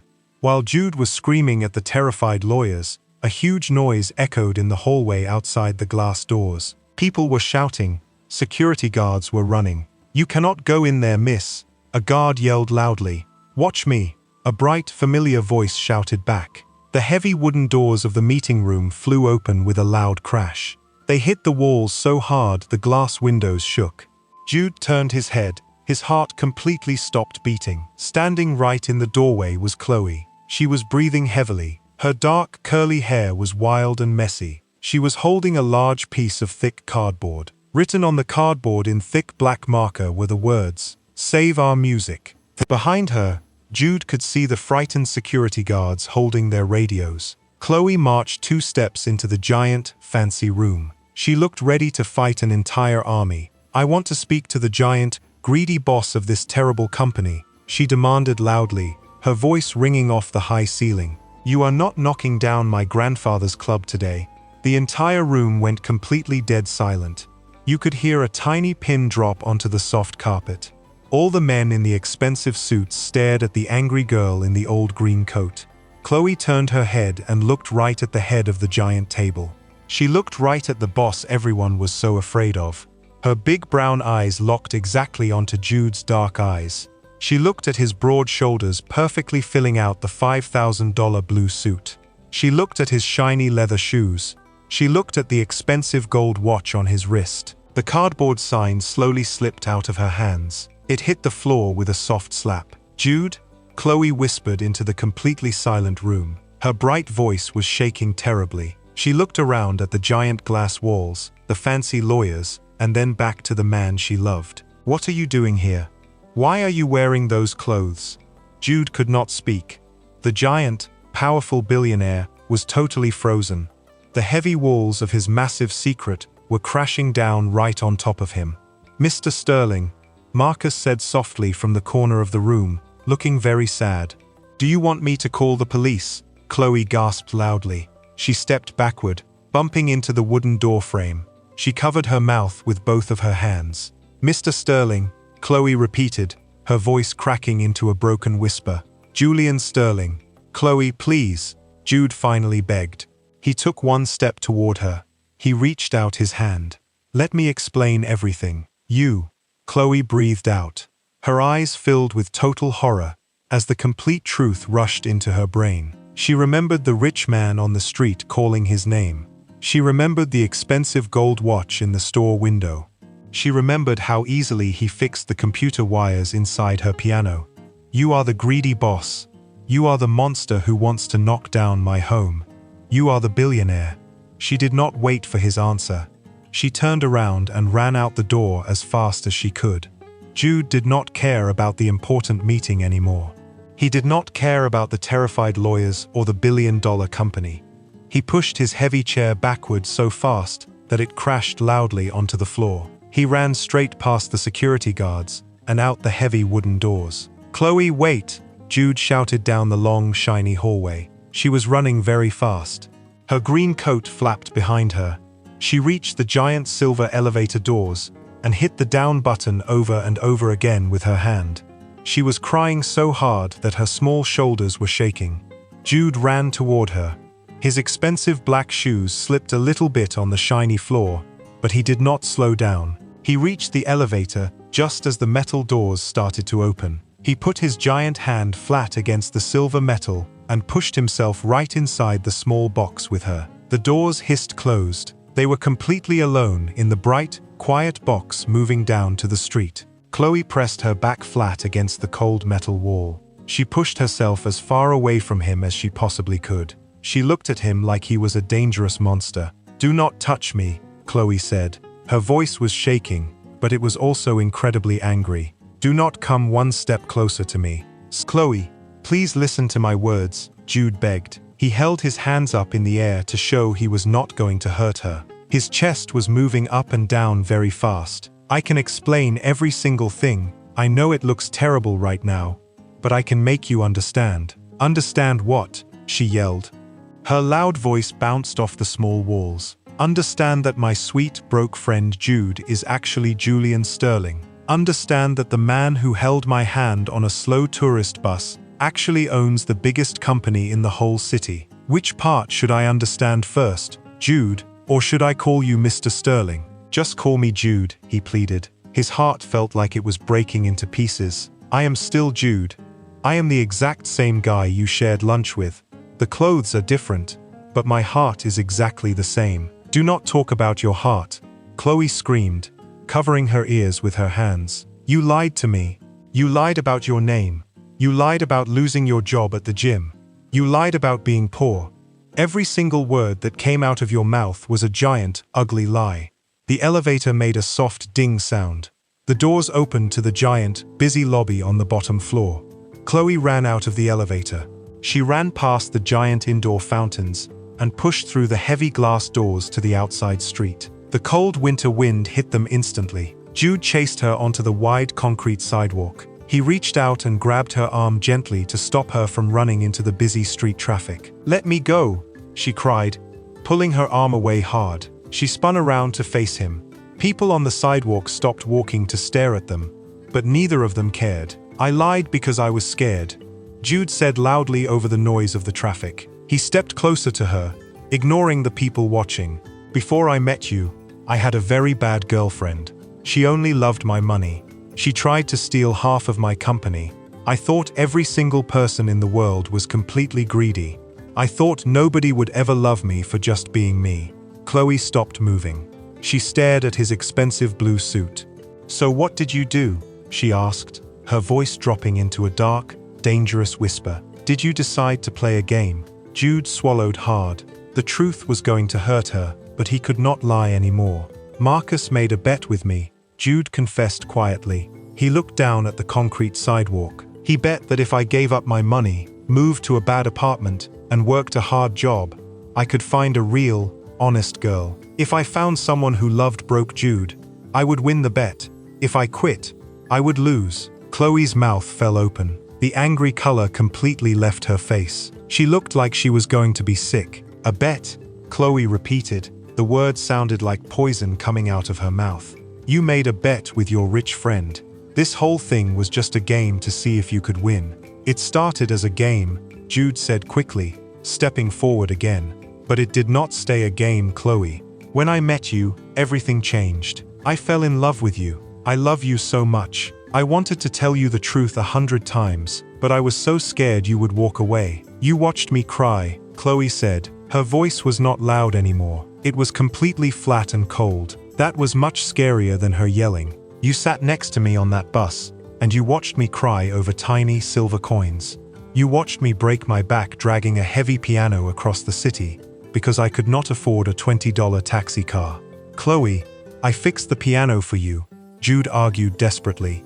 I stayed up all night and burned my hands for you. I proved that I care about you. You played a trick on me, Chloe shouted, her anger exploding again. You thought it was fun to play poor. But being poor is not fun, Jude, it is terrifying. I was crying in the rain yesterday because my landlord was going to throw my bed onto the street.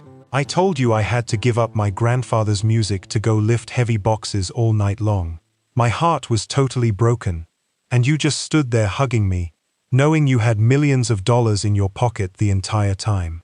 I was going to pay the landlord today, Jude yelled back, feeling completely panicked. I was calling my bank this morning. I am going to buy your whole apartment building. I am going to buy the jazz club so they never knock it down. I can buy you the biggest music studio in the world right now. I will fix everything with my money. Chloe looked at him with pure disgust. She shook her head slowly. Tears were pouring down her face, but she did not wipe them away.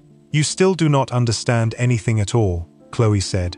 Her voice was full of deep, heavy sadness. You think you can just throw your giant piles of money at me to make me forget how cruel you are. You think money erases the lies. I just want to keep you safe, Jude pleaded. He felt his own eyes getting hot and wet. The great Julian Sterling was about to cry on a public street. I just want to give you the beautiful life you deserve. I do not want your beautiful life, Chloe told him firmly. I wanted Jude. I wanted the grumpy guy who ate cheap hot dogs with me. I wanted the guy who offered me his coat in the freezing alley. I trusted that guy. I gave that guy my whole heart. But that guy is completely dead. He never even existed. I am right here, Jude begged. He reached out to hold her face, but she slapped his giant hands away hard. Do not touch me with those hands, she warned him. She took a big step backward. You let me worry about buying food, while you secretly owned the whole city. You used my real, hard life as a fun vacation from your rich life. You treated me like a totally stupid rat in your little science test. That is not true, Jude shouted. I learned how to be a better man because of you. Well, I am glad my terrible pain helped you learn a good lesson, Chloe said bitterly.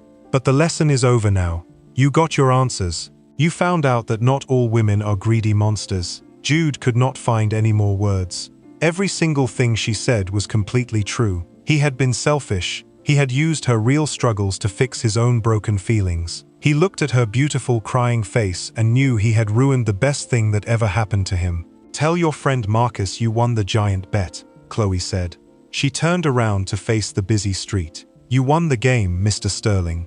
But you completely lost me. Chloe, please do not walk away, Jude said. His voice broke into a loud sob. Please, I will do anything you want. I will give away all my money. I will go back to the red bus forever. Just tell me how to fix this. Chloe looked over her shoulder one last time. Her brown eyes were totally empty of the warm, bright light he loved so much. You cannot fix a broken glass by throwing money at it, Chloe said quietly.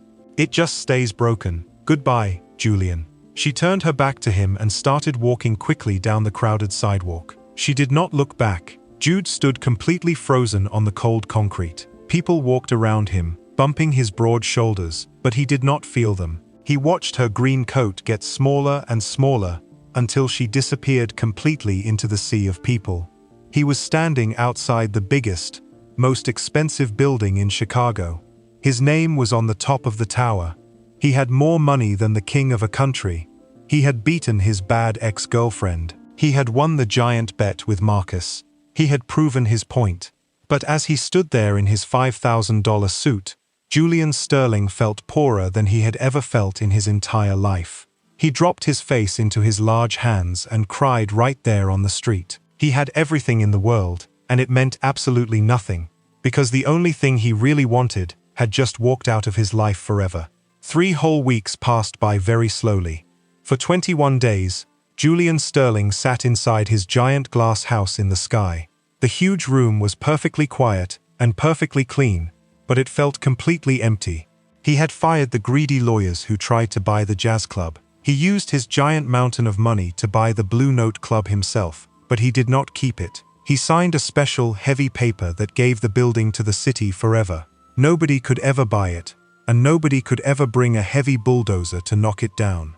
He also paid Chloe's angry landlord for the next 5 years. He did all of this completely in secret so she would not know it was him. But fixing the old buildings did not fix his broken heart. Jude called Chloe's cheap plastic phone every single morning and every single night. She never answered his calls. She never replied to his messages. The silence was heavier than a huge rock. He finally realized that using his bank account to solve her problems from far away was exactly why she was so angry in the first place. Throwing money from a safe distance was too easy. It did not take any real courage.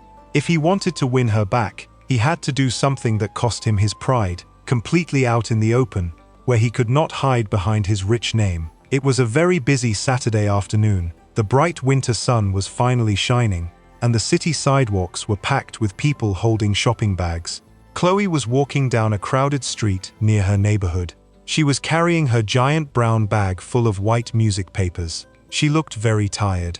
She was walking slowly with her head down, just trying to get home after a long day of teaching the loud children. Suddenly, a giant shadow fell over the sidewalk next to her. A huge, bright red double-decker tourist bus pulled up right next to the curb. It drove very slowly, matching her exact walking speed. The giant bus was completely empty. There were absolutely no tourists sitting on the top deck or the bottom deck. Chloe stopped walking. She looked up at the giant red bus. The front doors hissed open loudly. Sitting right in the big driver's seat was Jude. He was not wearing his expensive $5,000 blue suit. He was wearing the cheap, scratchy red uniform jacket. It was still way too tight across his massive chest, and the plastic buttons looked like they were going to pop right off. Jude picked up the heavy black microphone that was connected to the loud speakers on the outside of the bus. He pressed the thick button. His deep voice boomed out over the entire busy street. "Attention everyone walking on the sidewalk," Jude said into the loud microphone. "My name is Jude. Please keep walking if you are in a big hurry. But I need to say something very important to the beautiful girl in the green coat." Chloe froze completely still. Dozens of people on the street stopped walking. They turned around and stared at the giant red bus. They looked at the giant man holding the microphone, and then they looked at Chloe, standing completely alone on the concrete sidewalk. "For a very long time, I thought I was the smartest man in the entire world," Jude said over the loudspeakers. His voice echoed off the tall brick buildings. "I built a giant company. I made billions of dollars. I thought having the most money meant I won the big game of life. I thought nobody could ever hurt me. But I was completely wrong. I was actually the poorest, most foolish man in this entire city." Chloe did not run away. She stayed right on the sidewalk, her big brown eyes locked onto his face through the open bus door. "I built giant, heavy walls around my heart," Jude continued, gripping the black microphone tightly. "I used my money as a giant shield. I was terrified of being hurt by greedy people, so I pushed everyone away. I became angry and cold. Then, I met a girl who carried a completely broken piano onto this exact same slow red bus. She had absolutely nothing. Her shoes had holes, her landlord was terrible, and she carried a giant mountain of heavy debt on her small shoulders. But she still gave away her bright smile, her lunch food, and her beautiful music for totally free. People in the crowd started to smile. A few people pulled out their phones to record a video, but Jude did not care who was watching him today. He only cared about the girl listening to him. "She taught me that real wealth has absolutely nothing to do with bank accounts," Jude said, his voice dropping a little bit lower, but still booming over the street. "Real wealth is having a heart brave enough to care about other people when the world is completely hard and cruel. I lied to you, Chloe. I lied because I was a total coward. I was terrified that if you knew the real me, the angry guy hiding in a glass tower, you would walk away forever. I thought the broke bus conductor was a much better man than the billionaire, and he really was." Chloe let out a long, shaky breath. The wind blew her dark curly hair across her face, but she did not move her hands to brush it away. "You told me that money cannot fix a broken glass," Jude said into the microphone. "You were completely right. I bought the jazz club. I put it in a special safe rule, so it is protected forever, but I did not do that to buy your forgiveness. I did it because your grandfather's music deserves to be heard forever, even if I never get the total honor of sitting in the dark corner to hear you sing it again." Jude put the heavy black microphone down. He stood up from the driver's seat and walked down the short metal steps to the open doors. He looked right down at her, not using the loud speakers anymore. He spoke just loudly enough for her to hear him over the city wind. "I do not want to be Julian Sterling anymore," Jude said softly, holding his giant hand out toward her. "I just want to be the guy who carries your heavy keyboard. I just want to be the guy who listens to you sing. No more secrets, no more bets, just me, just Jude. Please, Chloe, come onto the bus." The entire busy street went completely silent. Everyone was watching the girl in the green coat. Chloe looked at his giant, open hand. She looked at his serious, terrified eyes. She saw the bright red burn mark still healing on his thick finger from the night he stayed awake to fix her piano. He had given up his privacy, his pride, and his quiet life just to stand in front of the whole city and apologize to her. Slowly, a bright, beautiful smile broke across Chloe's face. It was the exact same perfect smile that had warmed his freezing heart on his very first day working the terrible job. She stepped forward and grabbed his large hand. He pulled her up the steep metal steps so fast she almost flew right into the air. He wrapped his massive arms around her waist, lifting her boots right off the metal floor. "You are completely crazy, angry bear," Chloe whispered, wrapping her arms tightly around his wide neck. "I am only crazy for you," Jude promised. He leaned down and kissed her. It was a perfect, loving kiss. The big crowd of people on the sidewalk started clapping loudly and cheering. Jude did not hear them at all. He only felt Chloe holding him back. He finally put her down, closed the bus doors, and sat back in the driver's seat. Chloe sat right next to him. Jude pressed the heavy gas pedal, and the bright red double-decker bus drove slowly down the street, carrying them toward a beautiful, shared future where love finally mattered much more than money.